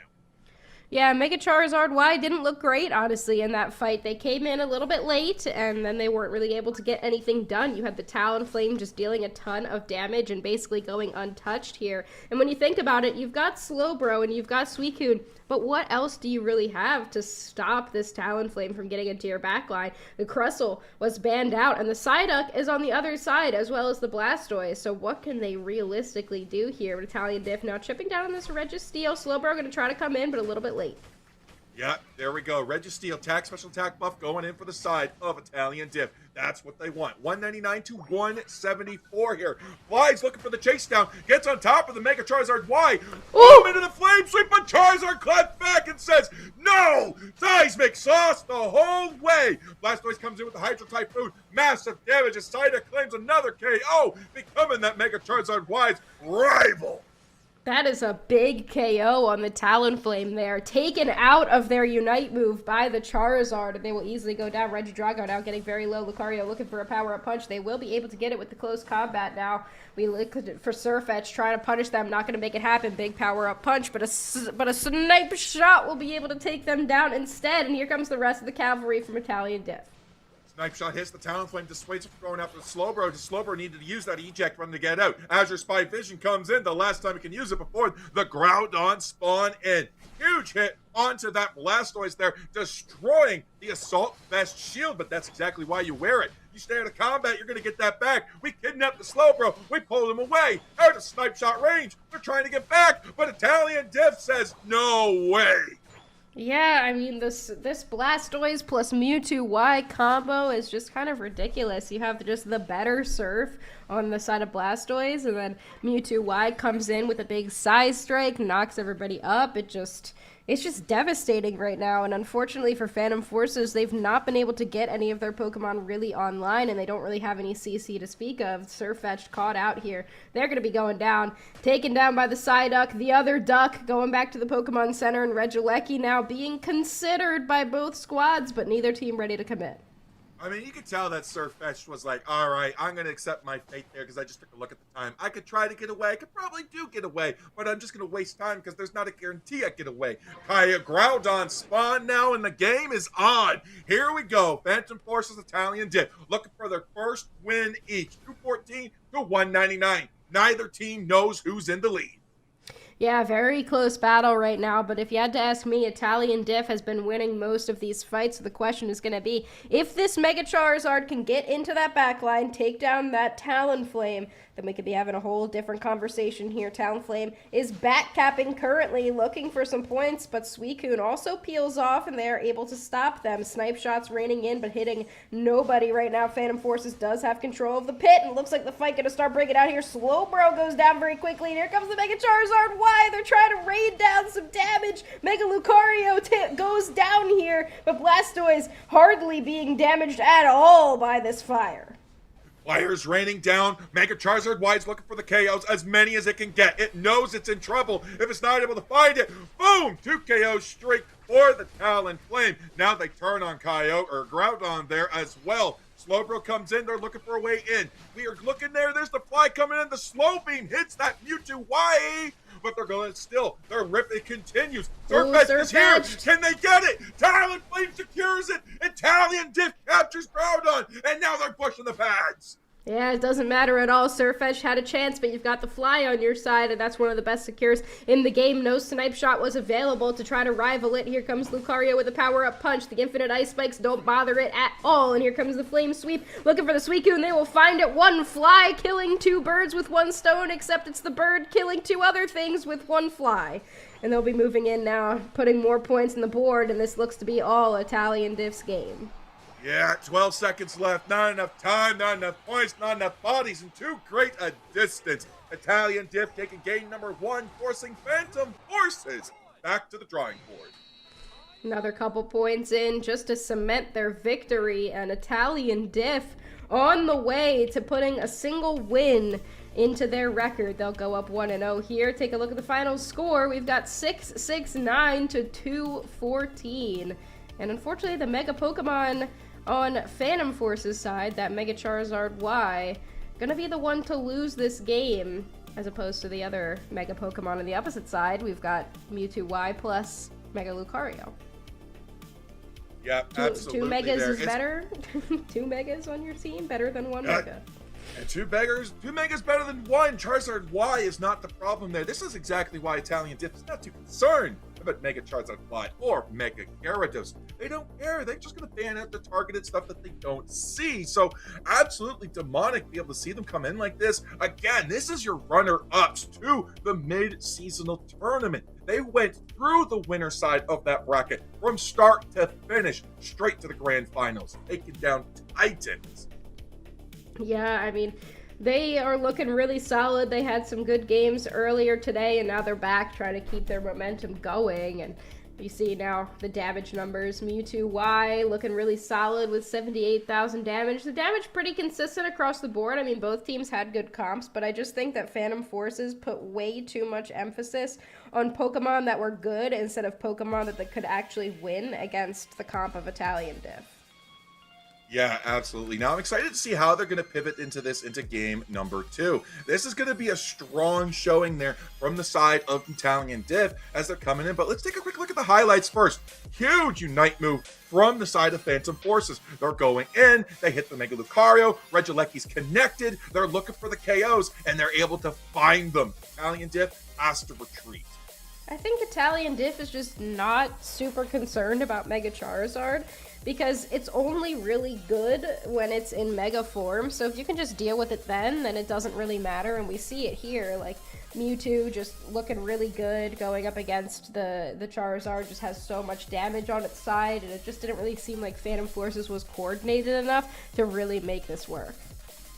Yeah, absolutely there. So, yeah, it's going to be demonic to see it again. Look at this. Mega Charizard Y coming out. Huge advantage that they're gaining here now. 2 KOs immediately, but it goes down. The value of it is now lost. We're trying to pick up the Blastoise here with it, and we do there. So huge KOs there as well, but not able to find the 2 value there. We do have that Talonflame coming in. Groudon's on the cusp here of being defeated, as we now have the Italian Diff on the backside there. Brutal Hunter taken down, but Suicune, Slowbro, and Surfetch quickly taken care of, followed by Inteleon. Italian Diff are doing a great job of zoning out Phantom Forces. I mean, the Mega Charizard is placing those huge Fire Blasts perfectly so that somebody has to walk back into it, but it didn't really end up mattering in the end there. It just seemed like it got the Mega Lucario a little bit squishier than the Mega Charizard in those moments, but the rest of the squad was just like, whatever.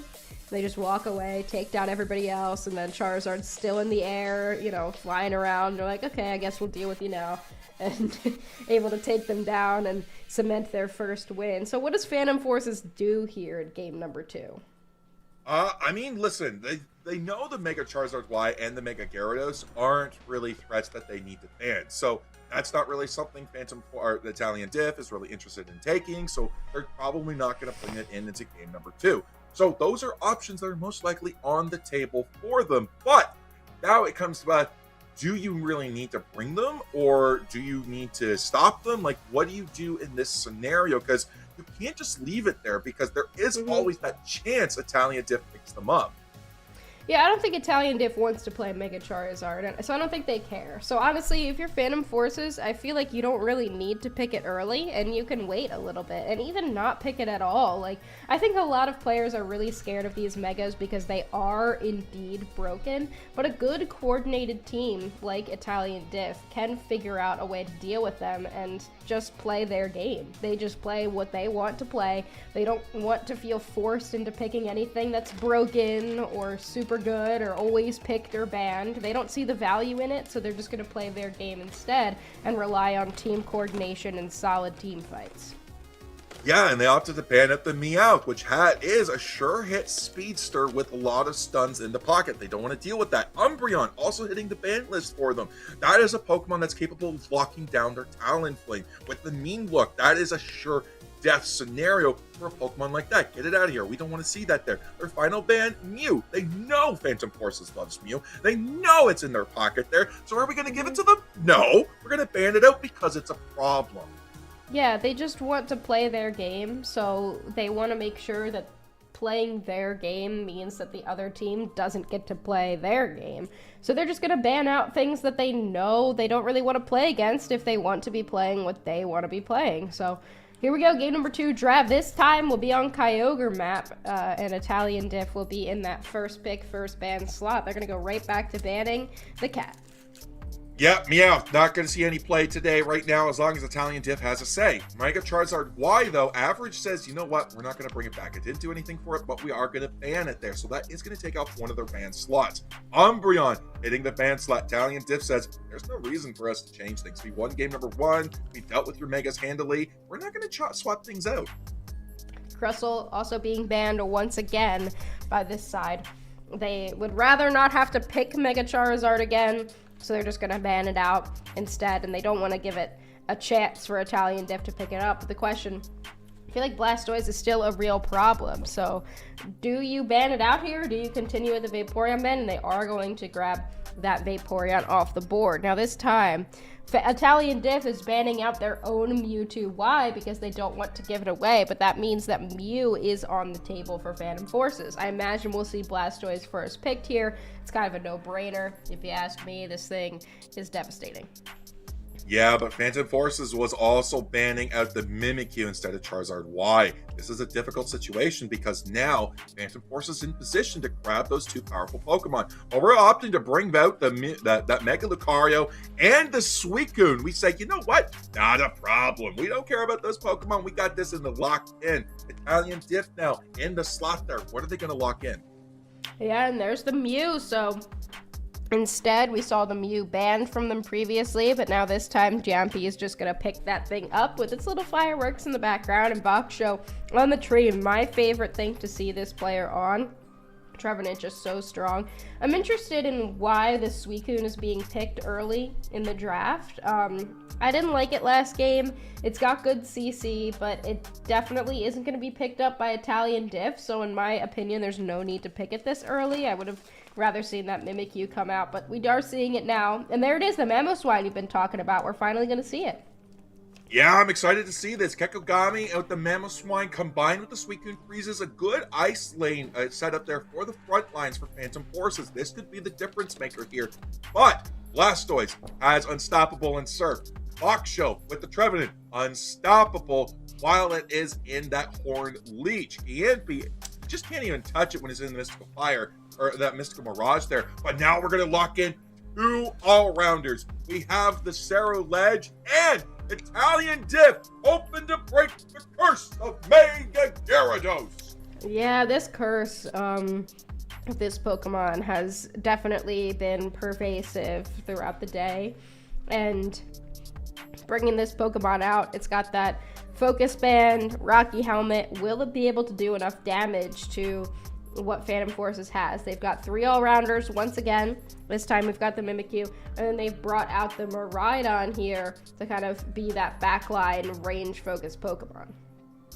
Yeah, I love that too. Miraidon is always a great Pokemon to have, especially with the incense to help curb some of the healing that's going to be on that Trevenant there, between its Big Root, its Vanguard Bell, and its Horn Leech, as well as its natural passive ability. I mean, there's so much healing on that Pokemon that you just want to curb there. Even the pad healing that you're going to see with that gets affected by the curse there. You're not able to get as much out of it, so pad pushes become a little bit easier with that Miraidon in the pocket there. Giampi's got their workout cut out for them because they're going to have to go toe-to-toe and go range for range with the Mew on the Miraidon, and Miraidon's not an easy Pokemon to outrange.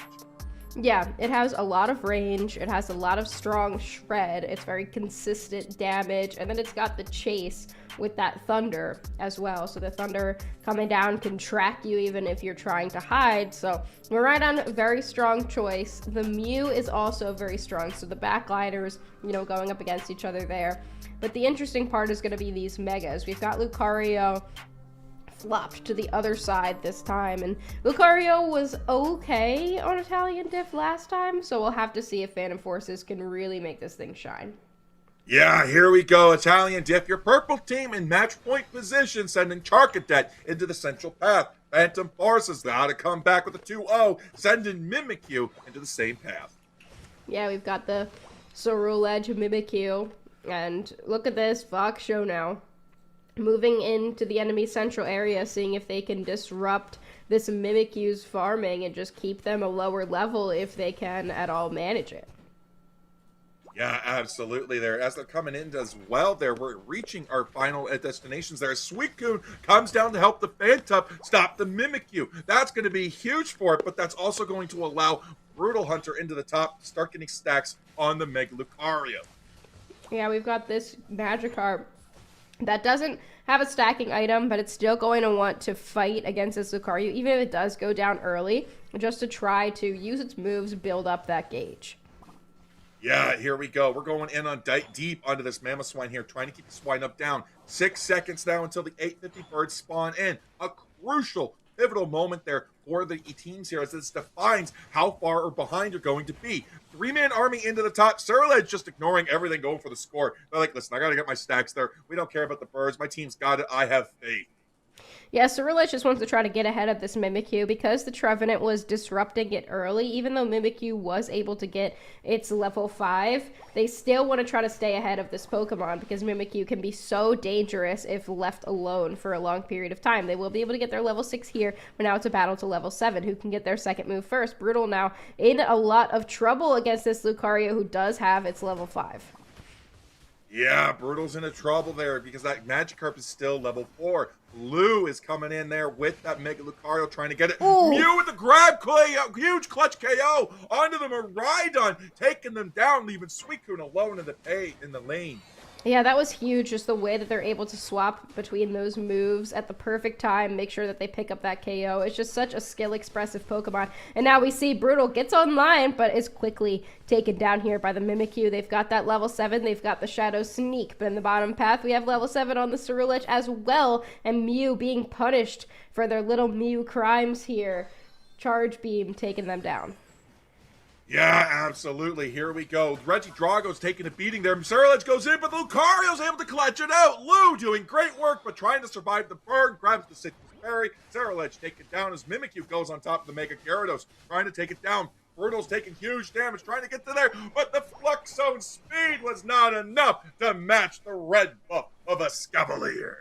Yeah, Mimikyu is very dangerous, and we're really seeing why it's been banned out so much. This Pokemon just has so much versatility and a lot of movement capability. But Lucario in some trouble here. Both Pokemon, the Trevenant and the Ceruledge here, hopping on top of it, trying to make something happen. But this Trevenant gets taken down really quickly. Gyarados also getting taken down here. 4-men push into that top path. Ceruledge also getting dusted. And 5 members of Phantom Forces just deciding to collapse on this Tier 1 goal zone and take out the Regieleki.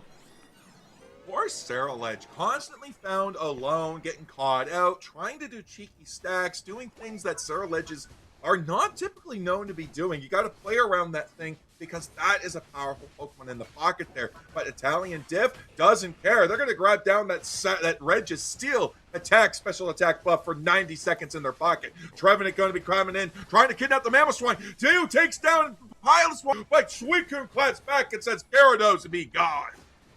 Oh, now Giampi trying to get out here. We've got the Mega Evolution on the Lucario. Mimikyu gets taken out. That's going to be a huge KO. Blastoise with the Hydro Typhoon, not able to be hit the Lucario because they are constantly and unstoppable with that Mega Evolution, but they're still hanging on. Close combat coming out. Here comes the Surf. The Thunder chasing that Blastoise down. I don't think that there's going to be enough here for just the Mew and the Blastoise to defend this huge push by Phantom Forces. 162 to 91. Italian Diff is behind on points, but that's not something they're unfamiliar with. Nice Ice Fang for the Piloswine to try to keep the Altaria out of the hands there of Italian Diff. Not enough. Here we go. Voxo's doing great work. Kidnapped. Huge, and it grabbed KO. Oh my gosh, Husky, you love to see it. Pulls them right into the infinite ice spikes, but it doesn't even matter. The Trevenant can just easily get out of there, and then they use their resets from the curse to be able to reset the cooldown of their Horn Leech, and they can just use it again immediately. We've got Lou in that central area as Lucario trying to deal with this Mega Gyarados, who is not even level 9 yet. They finally tick into it here, but the lowest level on their team right now, the Mega Gyarados, the curse seems to have not been lifted quite yet, but they do have a Unite move, and they do have a chance to come back.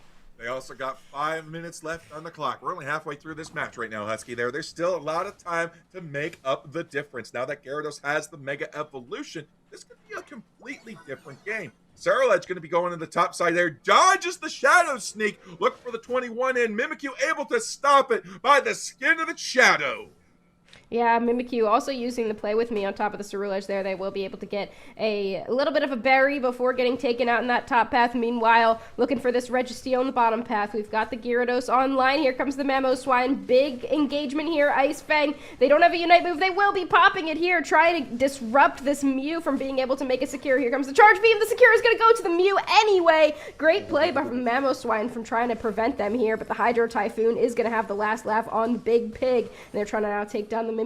Mew gets a KO on the Suicune, and everybody's trying to converge onto this Mimikyu in the backline. Suddenly, Italian Diff is looking to diff this Phantom Forces squad. Remember that Gyarados has followed Miraidon from the start of the T1 pad almost to the home. Manages to base away too, grabs the KO, got everything it wanted and a little bit more. He says, underestimate me. We're seeing a whole different Mega Gyarados than what we've seen so far. This thing looks insane, and it's now level 11, suddenly bringing it back here, but Mimikyu has maintained the level lead. Now Ceruledge quietly at that level 13 mark, even though it hasn't really held much of a candle to this Mimikyu so far. Mew with another Secure to add to their roster. The Reggie Drago going down to them, and now this is the last chance for a big fight. Mimikyu with a 2 KO streak. Phantom Forces looking to bring it back. 3 KOs for this Mimikyu, and now it's just these two Italian Diff members on this goal zone trying to defend. Phantom Forces keeping the pressure on. They're looking for the Ceruledge KO, and they're going to be able to try to find it. No, the Phantom Force comes through, and there it is. Italian Diff Ceruledge able to get away. For a nice sidewind to get in there. Huge KO on the Suicune Mimikyu combo there. Looking for the Miraidon. Mega Gyarados says, I remember you. Grabs the KO for the 2 KO streak as we have Lou trying to come in. Secure and Altaria backs off with the Mamoswine because Italian Diff is just too strong right now. Yeah, a little bit of an overextension there from Phantom Forces, and now the Ceruledge also trying to overextend here, maybe a little bit too much of an in. Here comes the Lucario. You do not want to go down at this point in the match. 2 minutes and 15 seconds left. Now we see Regieleki hit the top path. Will Italian Diff have enough time to take it? It seems like they're just trying to bait in Phantom Forces, maybe bait out a Unite move potentially as they look for an opportunity to engage. Neither team falls for it here. Instead, no one taking the bait. Regieleki just going to despawn as Kyogre, the big whale, will hit the map, and Phantom Forces currently has your lead, but not by much. Yeah, now we're going to be tipping and tapping, dancing and prancing, looking for a way to get a pick. Mega Lucario up in the top in the hands of Lou, powering up that power-up punch. But Mega Gyarados already coming down, looking to try to find the Mimikyu. But the Mimikyu finds the KO there, right on the stretch there. Play With Me comes out. Revenant Rain hits down. Mere Bright Future Meteor Storm as the Mew is KO'd, followed by Mimikyu. Trevenant, Ceruledge, gone as Mega Gyarados looks to clean this fight up. The endless ice spikes come through. Suicune's looking to stun. Gyarados is looking hot and pretty. And there goes Miraidon. Yeah, but Italian Diff, 3 members down. They're not going to be able to have enough to take down this Kyogre by themselves. Blastoise next on the chopping block. This Lucario already using a Night move, so they don't have the Mega Evolution just yet, and they're able to chase down the Blastoise for now. The Gyarados now on the run. 2 members of Phantom Forces chasing them out, and Italian Diff needs to make something happen here. Either they need to get a couple back caps, or they need to go for this rip. Mimikyu has responded in the top path to this Blastoise. They're not going to be able to get any scores here, and instead, both of those Pokemon separated are going to fall, but the rip is on here in the central area. Ceruledge has chipped this down to very low. Who's going to get the secure? It's going to be the Ceruledge! The Ceruledge, and Italian Diff takes it. Are they going to be able to convert in points, Jonathan? If they're able to get the KO and get the points in on there, that is going to be massive. But Lucario's already got it in the pocket. Hondo Burger comes in. Italian Diff takes the lead. You have to face. You got to go home. But no one's there to stop it. Lucario's going to get it in. Swing it back the other way. Oh, 1 point! 1 point! It's a 1 point game! Oh my god, the teams don't know. Italian Diff is still in the lead by 1 point. They 10 don't seconds know. go down. They don't know, Husky. They don't know. Oh, just the Lucario. The Lucario might get a point here. They have a buff. They might get a point. They don't have anything. They have 9 points in their pocket, but no, they're not able to get it in. 1 point game between these 2 squads. Phantom Force. Oh my god, is Phantom Forces gonna not be able to get this one? No, they're not. Phantom Forces goes down 339 to 338. Italian Diff somehow pulls out a Game 2 win. Oh my goodness, Husky. That was, woo, what a way to get your first win in this EULM. This is absolutely insane for Italian Diff. A 1 point game. Ridiculous game from them. The big scores there from the Lucario. But if the Mimikyu had scored before Lucario in that moment, then Phantom Forces wins that game. But how can you know in that moment? You have no idea. All you're trying to do is make sure that you're getting any points in that you can. The Mew and the Ceruledge scored and then were way too slow to make it back, and somehow they still end up unpunished here. But look at these stats. This was Phantom Forces' game. The Mimikyu, 12 and 6 here with 89 points scored. And on the other side, there was nobody got even, the Mimikyu tripled the amount of KOs that any member of Italian Diff had. And still, 1 point separated these 2 teams in the end. Average with 13 assists, Kaya with 10, 8 on Lou. We had so much going on with the team fights, but it came down to 1 point. And Husky, I keep saying this every single time. Doesn't matter how many KOs you got. Doesn't matter how much damage you did or how many objectives you take. At the end of the day, all that matters is how many points you scored. You know, it was really interesting in that end game, and I'm sure we're going to see, we might be seeing a replay of it here, but Phantom Forces spent so many resources chasing down the Blastoise in the top path and the Mega Gyarados in the bottom path that they let the Ceruledge and the Mew just rip down the objective in the center, and it came down to a flip. Ceruledge is able to get it, and they have enough points in their pocket to be able to take the lead, and then Phantom Forces couldn't bring it back. That was truly anybody's game in the end there, and I really don't think that any team, made mistakes or did anything wrong. They had a great endgame fight from both sides, and 1 point in the end is what will send Phantom Forces down to 0-5. Italian Diff will put their first win on the board. Absolutely demonic to see. Let's take a look at some of the highlights coming up, too. I'm excited to take a look at those, but my goodness, though, Husky. Holy heck. 45k heals on Fox Show, 96k damage on Foggy. This is insane. Insane. I'm still so juiced up from the fact that this was a 1 point game. Could have been anyone's game. Mega Gyarados curse broken here by Brutal. I mean, it's not it did pretty well. It had some good moments, and in the end game fight, it was one of the few Pokemon that stayed up for Italian Diff and was able to distract members of Phantom Forces while the rest came back. So we saw really what Mega Gyarados can do in moments like this. But yeah, the curse, I guess, has been lifted. Let's take a look at some highlights. Yeah, here we go again. Right here, right now, we have the Ceruledge already KO'd. We're making a push on the pad. Mega Gyarados trying to make it back to the pad there, trying to make it to a berry, not able to. 2 KO streak for the Mimikyu as they get an excellent push of Phantom Forces. Italian Diff, though, was able to clap back. Look at this Trevenant grab. Huge damage there for Italian Diff. Huge KOs, huge momentum shift.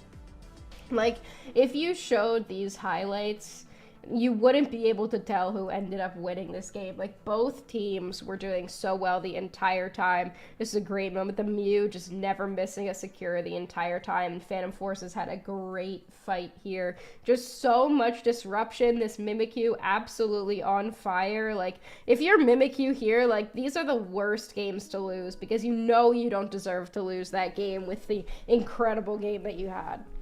Yeah, absolutely there. But we're about to get into the Kyogre fight as well here. Nice cleanup, though, from the Gyarados, chasing down the Miraidon.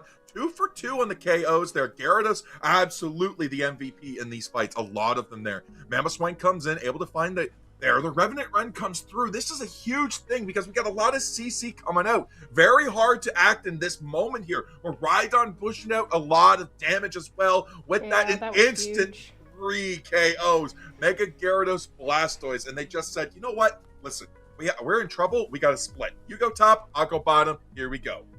It was a huge earthquake from the Mamoswine there. I believe it knocked up 3, and then that led to all 3 getting KO'd. Okay, then we did see Lucario starting to chip at Kyogre, but then they backed out and sent 2 members into this bottom path just to chase down Brutal. And then that left, look at the mini-map here. We have the Trevenant and Mew and Ceruledge now all back as everybody else on Phantom Forces is completely separated. They went for the Blastoise, they went for the Gyarados, and then by the time they realized what was going on in the center, they weren't ready to respond. The power-up punch just barely misses there, just a second late. That would have been a game 3 if that power-up punch gets that secure 100%. 100% of the time there, just an inch away. But the Ceruledge able to clutch it out. Listen, I really want to see like what the damage, what the HP threshold was, and what damage was there at the end there. I wish they were able to tell us the stats, but they're not. They're simply not able to, because it would have been insane to see how this was going to go, Husky. But I mean, at the end of the day, it's not over because we have one more set to go. To round out the end of the today, it's going to be Supernova versus MTZ Esports there. So don't go anywhere, guys, because grab a snack and come back because we got one more set and it's going to be a great one.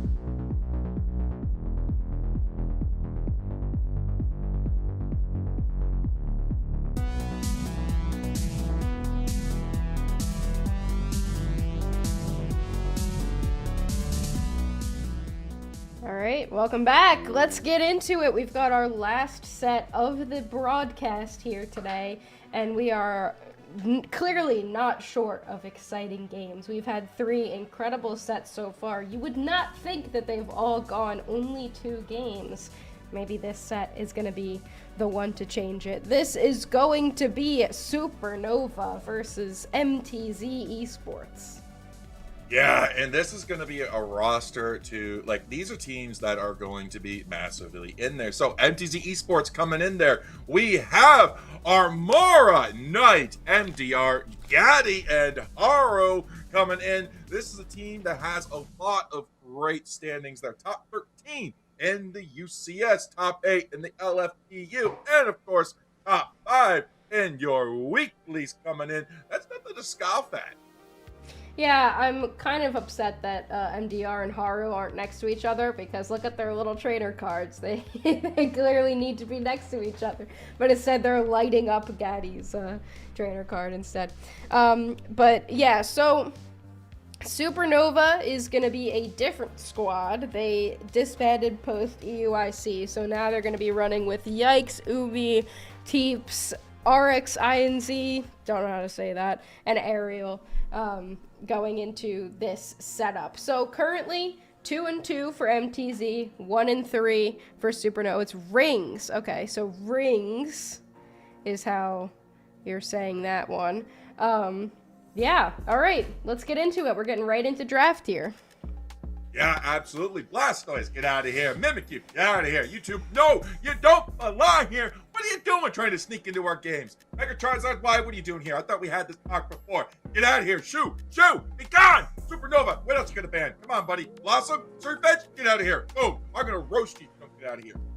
Yeah, Surfetch been so good today so far, so they're just not really going to want to deal with it, instead banning it. And the Blastoise ban, probably smart. We saw how insane it was previously, but yeah, that's going to be out of here. Mega Charizard Y, Mega Lucario. Also going back to the ban jail where they belong, and Mimikyu, Darkrai banned out from MTZ.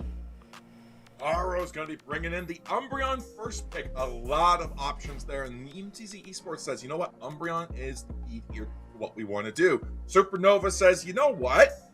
Yikes. We could be bringing in Mew. Yikes. We could be bringing in Mega Gyarados. Yikes. We got to lock something in. We only got 8 seconds to do so. And it's going to be the Vaporeon with the Mega Gyarados.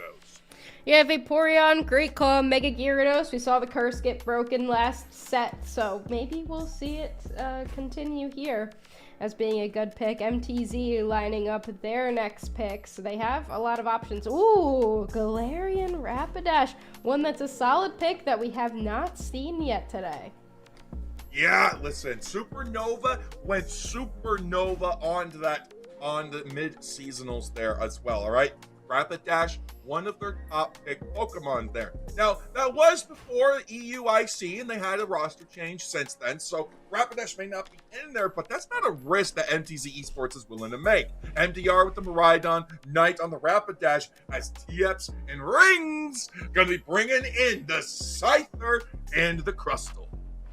And then we've got regular Gyarados, we see it just as a Magikarp here, going to be picked up. And the Comfey, a Pokemon that we have not seen quite a lot of because it got some recent nerfs, but putting it on top of the Gyarados might still be viable, even on top of the Rapidash running around, causing havoc throughout the scene. 3 pairs of glasses on that horse. I mean, it's got to see where it's running because of how fast it is, so may as well just stack on pairs of glasses until it's comfortable. On the other side, rounding it out with the Mew, and we've got the Scyther, like you said before. Razor Claw full heal means we've got a Scyther.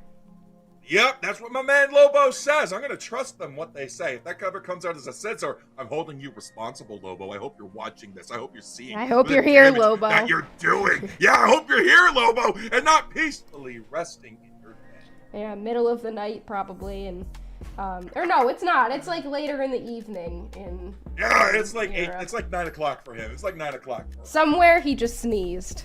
Somewhere Lobo sneezed. But yeah. So we've got the likely to be the Scyther on that side. And this is going to be a really interesting set. I think that regular Gyarados is a Pokemon that we've seen kind of come out in specific situations because it's still really strong. But it's kind of like, why would you pick regular Gyarados when Mega Gyarados is an option? But when it's not an option, for example, the other team picks it, it's honestly a decent choice. And if you throw Comfey on top of it, maybe it gets enough shielding to withstand the Mega Gyarados.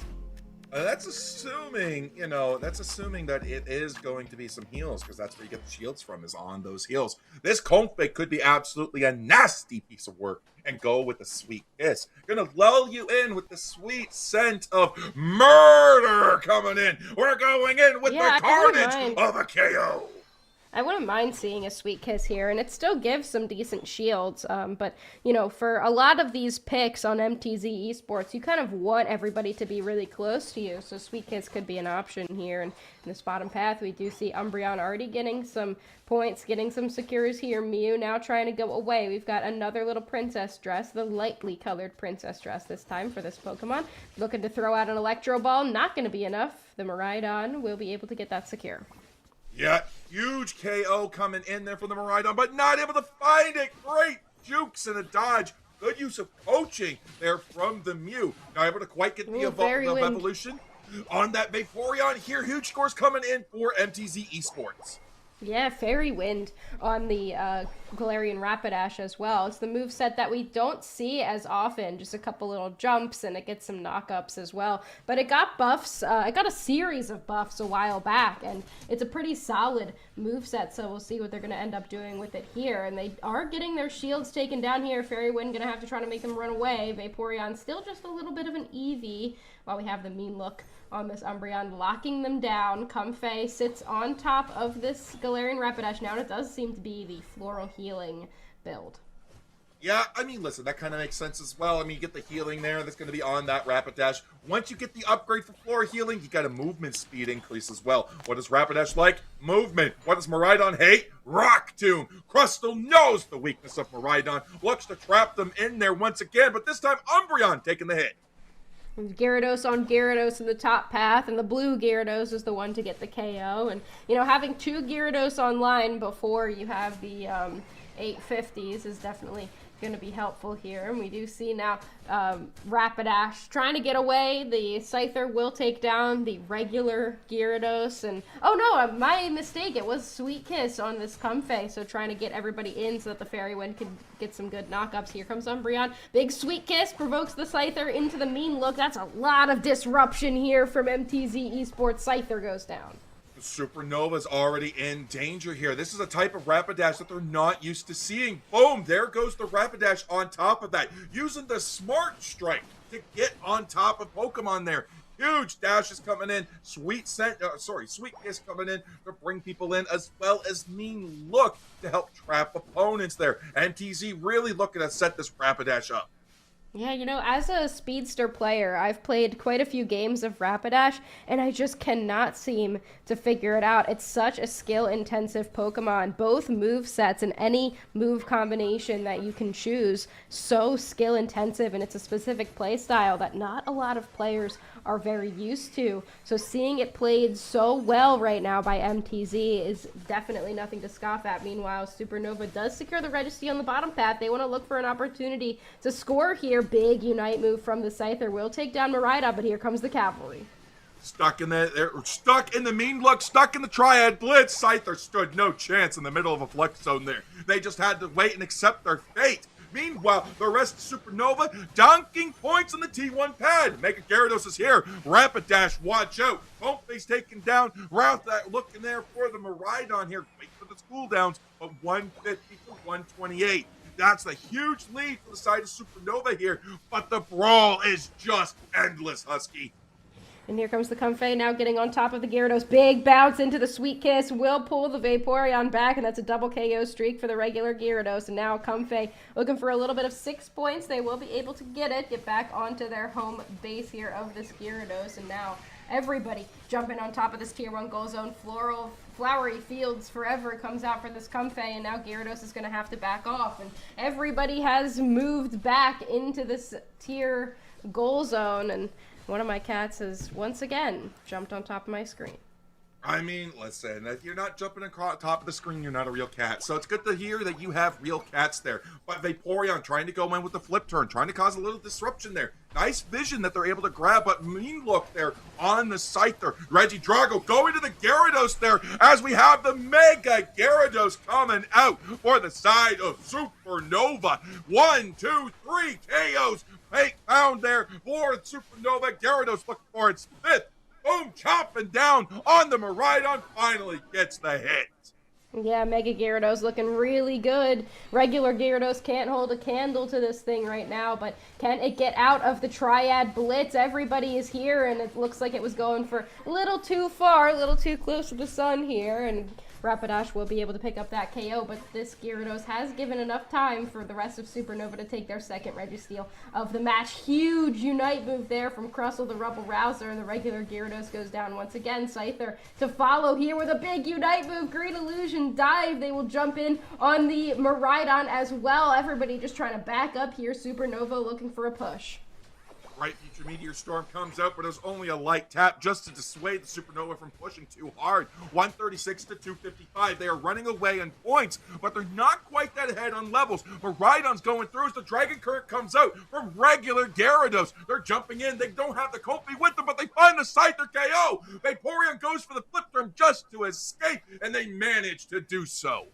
That's a big KO there for MTZ, especially with how far they've fallen behind in this mid-game. You've got level 13 on the Mega Gyarados on Supernova, and you've got to find a way to get those levels back. So seeing that Gyarados pick up a huge KO on the level 12 Scyther has now put them back in this game. But Supernova still sends the Regieleki walking toward that tier 2 goal zone, so they still have full control over this map.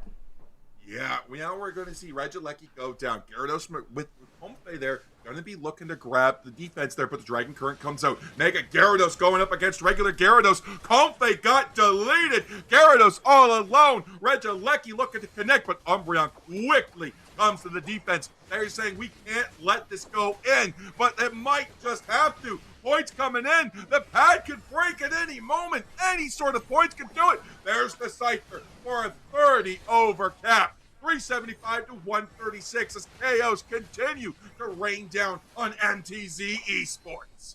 Yeah, I mean, you probably just let it walk in at that point because the overcap from the Scyther was actually bigger than what that Regieleki would have done to that goal zone. But, you know, it's all hindsight, right? Like, you're trying to prevent this push and everybody's dropping. You don't really have a big team fight. You kind of have stalling until you can get your squad there. And now we have such a big lead here from Supernova. With 2 minutes and 30 seconds left, MTZ really needs to find a way in. They need to figure out how to get some levels. They have no level 13s right now.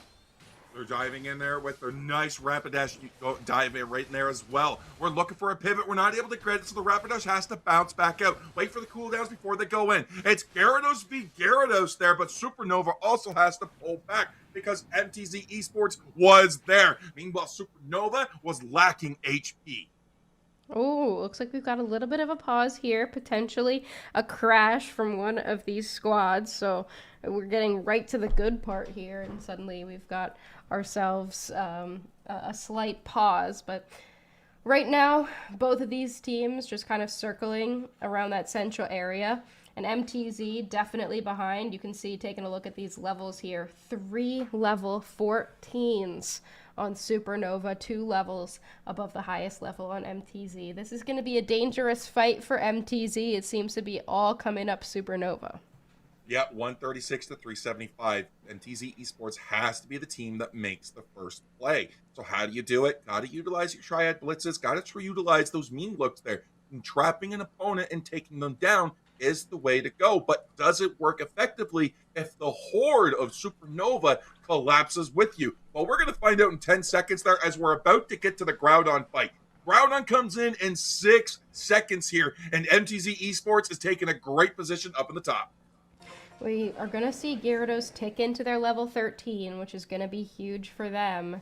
and they're going to have to stall out the fight until that happens. Mega Gyarados has found, but they've been caught. I mean, look, they're hugely caught out here. That is absolutely huge for MT. This is exactly what they need to start this fight. Now, can the rest of the 4 of these team members do anything about it? Here comes the Mew Unite move, the Mystical Mirage. They're going to have to walk out of there. Scyther has an opportunity to be a big engage here. We do see Fairy Wind come out, and the Triad Blitz comes out to follow, but it's not going to be enough. Rapidash will go down here to the Mew, but there's one down from both sides right now.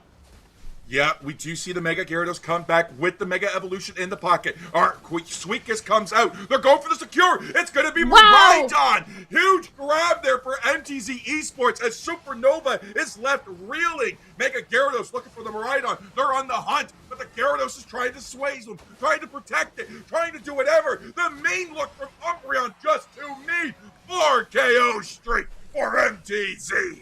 Wow, I really thought this was all Supernova, but that catch on the Mega Gyarados proved to be devastating for Supernova. The game's not over yet. We still have 50 seconds left. Umbreon looking to score 50. They do not have a buff right now, so it is going to be the Miraidon scoring 38 first, followed by another few points to go in, and they're still behind here. Supernova could hold on to this if they're able to defend, but no, Scyther immediately gets taken down. Hundo Burger comes in. They still need one more 100 points to take this game.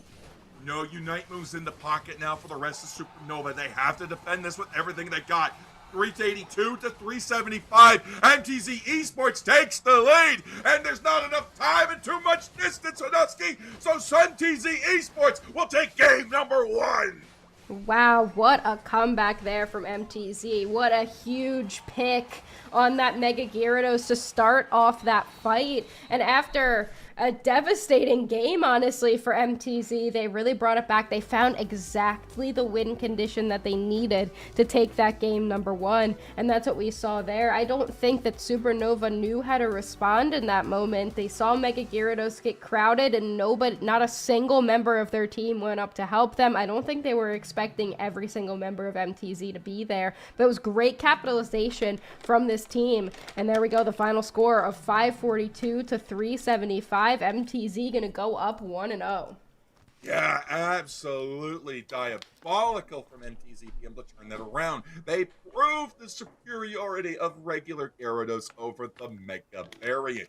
Mega Gyarados does have its curse broken, but unfortunately, Supernova is still receiving the effects of the zero win rate Gyarados.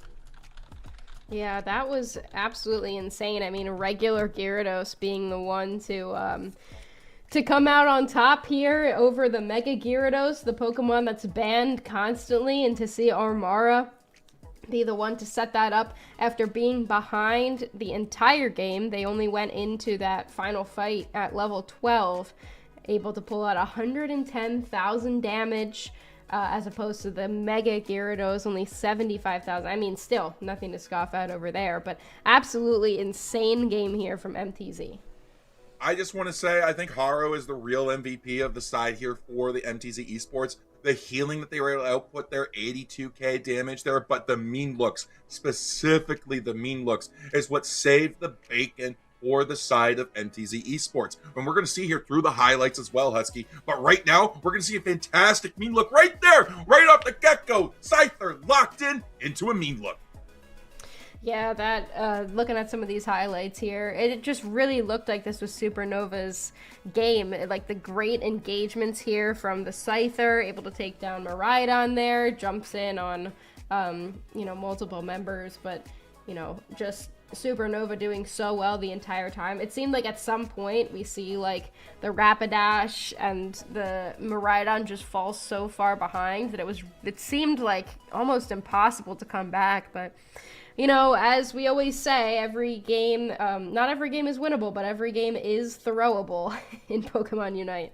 Yeah, absolutely there. But we're coming in now and look at the collapse there onto this Umbreon there. We're not able to find the KO, or it takes a lot of effort there, a lot of resources to do so, but this was absolutely demonic there. Supernova's coming in there. Umbreon comes in for the clutch save, clutch secure. We're stopping the breaks, we're stopping the scores. We KO the red Jalecki, all because the Umbreon there, Armara, was able to make it there at the last second.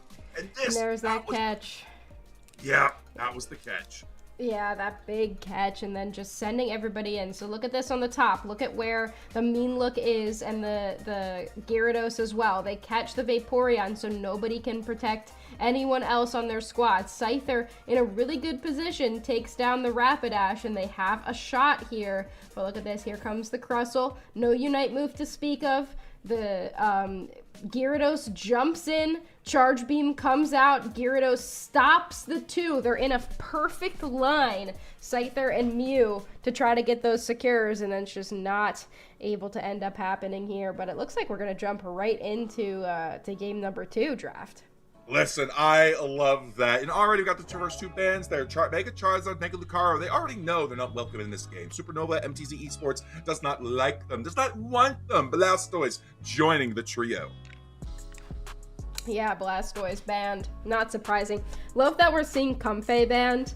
That's crazy. They don't want that regular Gyarados, that Rapidash to come back in, so they're just going to ban out what was enabling them instead. And considering the Umbreon ban here, I really wouldn't mind seeing it. I mean, the Mean Look was so evil in that last game. It was really the linchpin of MTZ, but instead they're going to ban out that Mega Gyarados because they don't want to have to pick it again, and they don't want MTZ to take it. Yeah, I mean, listen, that is absolutely pivotal as well. But Gaddy just says, all right, you're going to give me the Umbreon? I'm going to take the Umbreon there. But Supernova is a team that is known to have a Rapidash in their pocket there. Will they be able to bring it back and keep it out of the hands of MTZ? Or are they going to look for a different opportunity to try to build a different core to play around? I mean, Psyduck not banned. Yeah, there it is. I was going to say, Psyduck isn't banned. I definitely like that pivot from them. Still an opportunity. Ooh, interestingly enough, we're going with the Zacian instead.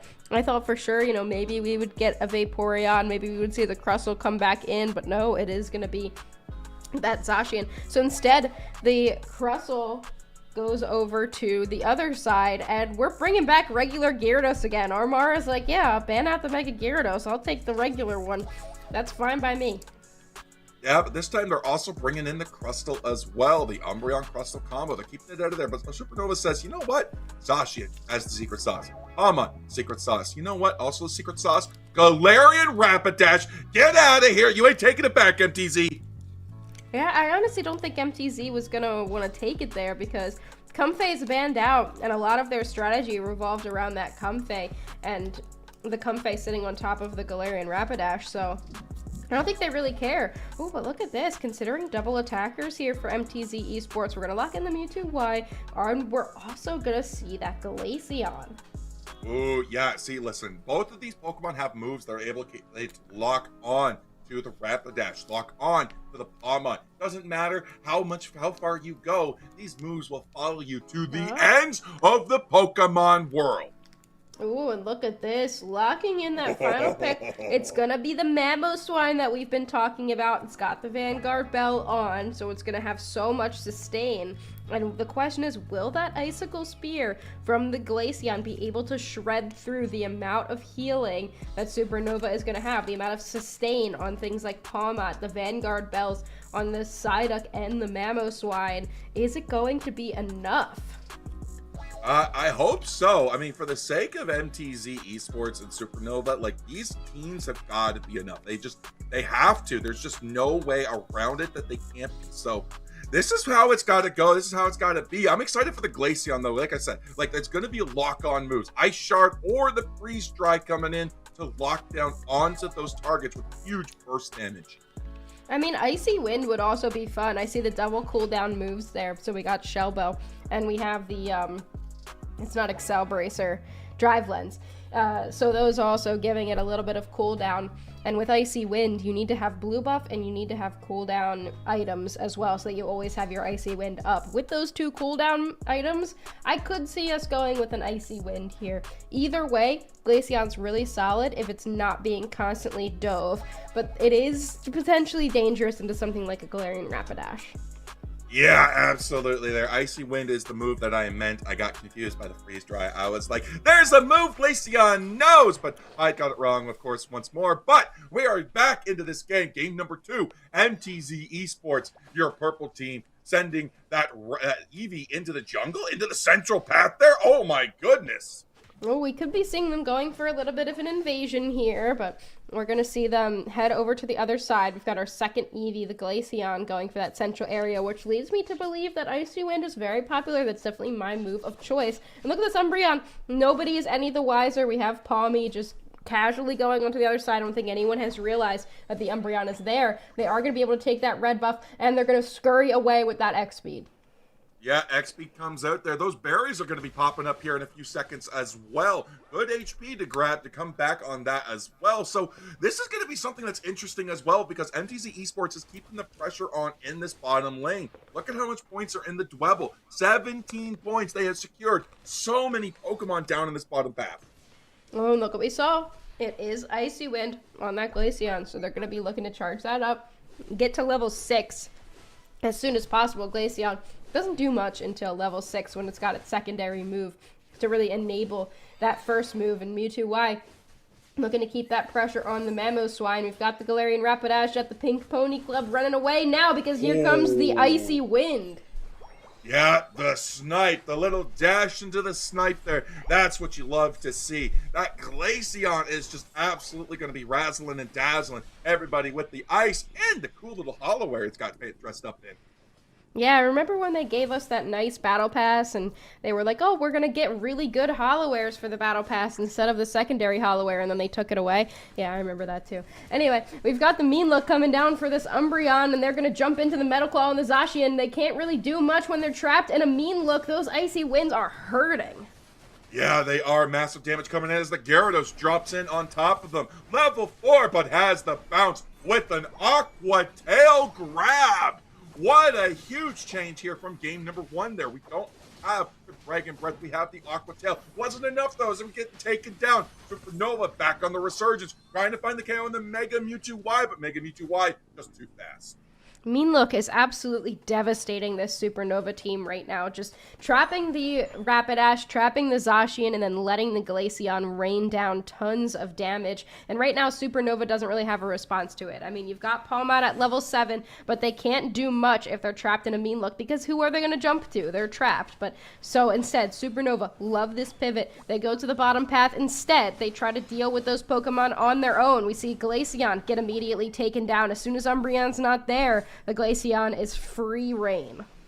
Gyarados gets jumped on in the top there, but points are getting junked in down in the bottom there. Supernova 83 to 56, but Mean Look ruining this Piloswine's day as Mewtwo Y is putting down the pressure with those A presses, and Mean Look Umbreon is putting the Piloswine in its place.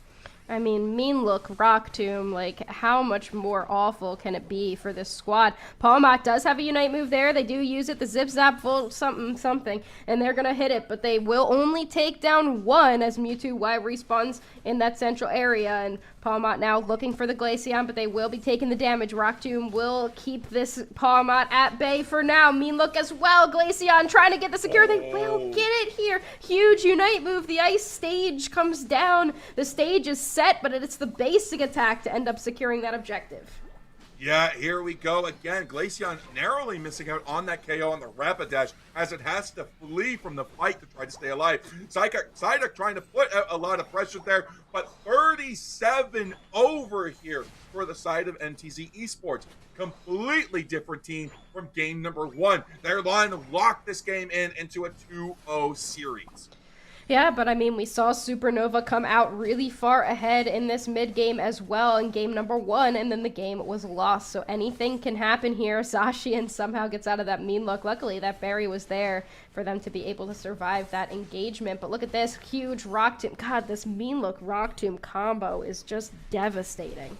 Absolutely, but already diving in. Supernova's not wasting any time. Triad Blitz coming in, take down them Umbreon with the Moonlight, or the Moon... What do you call that? It's Moonblast, I think it is. I think, yeah. Moonlight Prance. What are you asking? The Dazzling Gleam. Oh my gosh, on the Rapidash. Oh my gosh, Hyde's having a brain fart right now. The biggest one of the moment. It's been a long day. It has been. It's been a long day, hasn't it? we've got the Smart Strike Dazzling Gleam now on this Galarian Rapidash, and that was a huge moment for them to pick up a ton of KOs. I mean, like we said, the tides of the game can turn at any time. And we still have a level 8 Piloswine, just not able to get to that level 9, and that's kind of the problem with running a 3-stage defender like Piloswine, because it's so difficult to get it to that level 9. It just needs a little tap of experience, and then it'll be able to, nope, it's still level 8. It's trying so hard, but there it is! It gets the evolution! Mamoswine with the giant tusks is on. Psyduck comes out with the Psy-I. That's the damage reduction there that MTZ Esports has to deal with. But the Infinite Cyborg comes out. Everybody's on the map is now known. Psyduck goes in with the Psychic, but misses. Not able to clutch a grab there. As we look for the Palma coming in. Deep grabs the Mewtwo YE, but there goes the Umbreon Mean Look to secure the Palmot. Yeah, wow, I mean, a great engagement from the Palmot, but you have two sources of devastation here with this Rock Tomb and with this Mean Look, and they're just going to be able to clean up that Pokemon regardless of what they do. As soon as they jump in, throw them in a Mean Look. They try to jump out, Rock Tomb them so that they can't get out, and that's just been the name of the game for MTZ Esports in game number 2. They are looking to close this one out quickly as they move up into the top path. We've got an objective up there, while Umbreon gets in a sneaky couple points. Yeah, huge coming in as well. 228 to 83, 3 minutes and 30 seconds left. 90 seconds until our Kyogre spawns on the map there. But Regieleki is here right now. MTZ Esports going straight for it there. We got the charge up the Sovereign Sword. Zip Tap, full charge, spark attack. But it's the Gyarados that secures it into the Triad Blitz. Wow, and the Moonlight Prance comes out from the Umbreon. They do get 3 from Supernova, and they're trying to get more. We do see the Palmot now go down to the Umbreon, and now it's just the Gyarados. They do get some shields trying to defend by themselves. They get one. They're grabbing one, but no. The Rapidash goes down, but then the Gyarados goes down to follow, and the Mewtwo will take down that one last Zacian there, or the Psyduck there, to fall. Mamoswine will not get those 40 points in either. What an exchange there between both of these teams. What a defense from MTZ. That was so crazy. They got the Psy Strike on the Psyduck, but because it had solo HP, it just went like that. Completely deleted, allowing them to A-press the Mamo and interrupt the score. I honestly thought they had it in, and they just weren't able to get it. 30 seconds now to Kyogre Husky there. 244 to 123. Yeah, this is quite a game. Supernova has shown already throughout this game that they can win a fight, and they will be able to bring it back. They just have to find the right engagement point, but Psyduck caught here. Icy Winds raining down on this Pokemon, but no, this could be a little bit too deep here for MTZ. They're going to have to back up, but they do still have an advantage here. We do see the Icy Wind still up here. They do have a blue buff, so it's not going to be able to fall so easily, and right now, MTZ just pushing Supernova out while two members try to circle around potentially Palmot looking for an engage point in the back line. Yeah, just dancing and prancing, tiptoeing and tapping, because that's what the teams like to do at the start, but we're already starting to rip on the Kyogre there. If Supernova doesn't come in, MTZ's going to grab it there, but there we go. Huge into there. Huge going in with the Glacial with the Kyogre. They grab it and the Triumph Blitz comes out, but it's not going to be enough. Rapidash goes down as the rest of Supernova is joining them. 1, 2, 3 KOs down as we turn onto poor little Palmot stuck in the Mean Look. Wow, I mean, yeah, that's exactly what you got to do here if you're MTZ. You see the Palmot leave the fight. That's really what's going to be the linchpin of the team fight capabilities of Supernova, and you just go for a rip. It was definitely scary because easily Supernova could have secured that. They had the Sovereign Sword, but nobody was there to try to take it. So unfortunately for Supernova, they are going to fall here. This was definitely a different MTZ than we saw in game number 1, and they are really taking it to them here. Yeah, absolutely. 392 to 179, but 45 seconds left on the clock here. We can still come back into this. The Mean Look comes out, but they're able to draw something back here. Russell's going for a 50 cap into the back line there. That home pad just got dunked on hard. Glacian putting in the damage there as MTZ Esports is not letting up. Yeah, they are really going here, and they're trying to get something. Supernova does take down one. We do see Zacian now with a buff, but that's really it. They can get some points in, but they are just so far behind right now. And look, nobody can touch this Glaceon. The Rock Doom's going to come out as well. The eject button now comes out from Zacian, and that's really all she wrote here for this squad. And MTZ gonna take game number 2, and that's gonna put them at a record of 3 wins to 2 losses. I think what's really gonna haunt Supernova tonight is that they were hovering that Umbreon ban. Like 2 games now back to back, Umbreon was just absolutely a monster with those mean looks, completely shutting them down, isolating key targets to allow MTZ Esports to collapse and take them down, devour them, turn them into XP. Yeah, I don't know why when, I mean, even if they see that Umbreon get first pick, I feel like if you're taking that Psyduck, you need to take Crustle.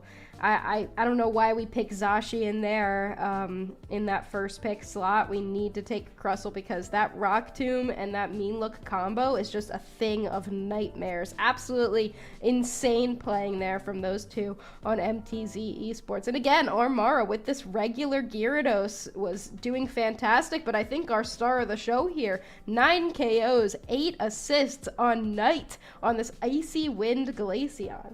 I'm terrified to look at the damage on this Glaceon here. It's got to be over 100k. What do you think, Husky? What do you think its damage is going to be? I think probably between 80 and 100k. It was having a great game. I feel like it was just deleting everything the entire time, and it's hard to say whether it actually were like how high the damage actually was, but it was unbelievable the entire time. And there it is, 101. 101k. We were 101. Off by 1k, Husky, off by 1k. Yeah, broke the 100k damage mark for this Pokemon. Just so much crystals of ice being shot at Supernova the entire game, and they just didn't have a response to it. Let's look at the highlights. Yep, the last highlights of the night there. So, nice Gyarados coming in. We're getting online. We're level 5. Mean Look already showing exactly why it is so mean. But Gyarados gets devoured and gets collapsed on. Great extraction here for the side of MTZ Esports. Glaceon and Umbreon acting as the buffers.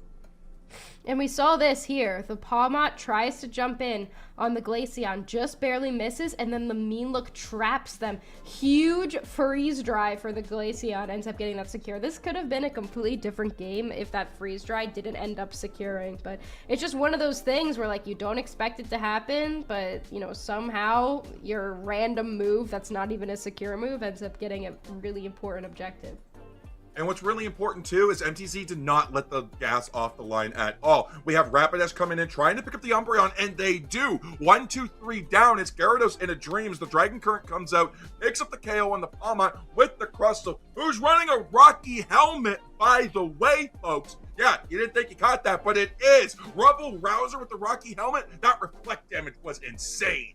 And this secure here from the Gyarados. I mean, this was a great fight for Supernova, but the Zacian just a second late on the Sovereign Sword. And it was really like they had the timing down so well, but the charge time, like the move animation is what did them in there, unfortunately. But this was quite a defense from MTZ. Supernova had some good KOs, but... And then we saw this end game fight here. The Mewtwo got captured, but look at this. Nobody on Supernova is there. That could have been a huge pick for them if they were able to convert. They were, and now the Kyogre's starting to get ripped, already down to half there. MTZ Esports in a very good position here. The Rubble Rouser right on top of it. So any damage coming in, reflect. Here goes the Icy Wind. Boom, boom, boom. Each hit goes in. Sovereign Sword, just a shade too late. And now Supernova is left to clean up the mess. Triad Blitz comes in, not able to do anything about it. There's the Mamoswine falls, the Zacian falls, and the Rapidash falls. Yeah, the 2 Sovereign Swords in this game, just a hair late. And I don't think they necessarily even expected that the Icy Wind did that much damage. But the way that Icy Wind works is like it counts individual instances of damage back to back to back to back. So it's not necessarily a burst, but it may as well be, and that's what we saw there, ending up getting that final secure. But what a couple sets that we saw here today in EUL Masters. Insane games. It didn't seem like we went 4-2-0 sets with how competitive these sets were, but thank you guys for hanging out with us today. This was insane. Absolutely was. 4 beautiful sets coming your way. 8 great teams battling it out. So this is absolutely amazing. So let's take a quick look at today's results before we end, because we gotta see where it all has ended up. Yeah, I mean, Esport Gear, I forget which one we call it. Yeah, Esport Gear beating Team Int to maintain their undefeated status. Esport Core beating Los Duros to maintain their second place status. Italian Diff getting their first win, and MTZ Esports over Supernova becoming a team with a winning record. What a great couple of games that we have seen so far. We should take a look at where that leaves us with our standings. Yeah, here we go. Top of the ladder board, we're going to see Esport Gear sitting at the top 5. Oh, Rework Esport Core right behind them, 4-1, right on those heels. Team Int 3-2, tied with MTZ Esports after this dominant performance. Los Duros going to be coming in 5th with 2-3 record there. Italian Diff and Supernova both sitting at a 1-4 record. And unfortunately, Phantom Forces rounding out the bottom, still looking for their first win within the league. But we saw them do really well here today, so it could happen at any time. But all of these teams looking fantastic. Esport Gear is going to be the one that teams are chasing. A little bit of a shakeup here that we saw today just from these 4 sets alone, but that's not it, because we are going to have more games in week number 6 coming up in a couple of weeks here. Let's take a look at the schedule for that. Oh, Rework! Wow. Yeah, Rework Esport Gear versus Rework Esport Core coming your way. This is the battle at the top of the bracket you won't want to miss. Team Int versus Italian Diff, another set you'll never want to miss, because these teams are starting to climb the rankings. And then we've got Los Duros and MTZ Esports, that 4th and 5th slot that continues to shuffle between the two teams. That's going to be an insane middle of the bracket run. And then some of our bottom teams, Phantom Forces versus Supernova, but from what we saw today, neither are looking like the bottom team, and neither are going to want to stay that way. Yeah, exactly. It's only a matter of time before you pick up your first win there. And again, when we look at this, it's not like these teams are bad. Look at every match. Look at every set. Look at every point, every KO. Everything is just so hard fought for. This is absolutely amazing to see between both teams, and between like all of the Pokemon that we've seen today, all of the strategies that are showcased. I am so excited for round 6.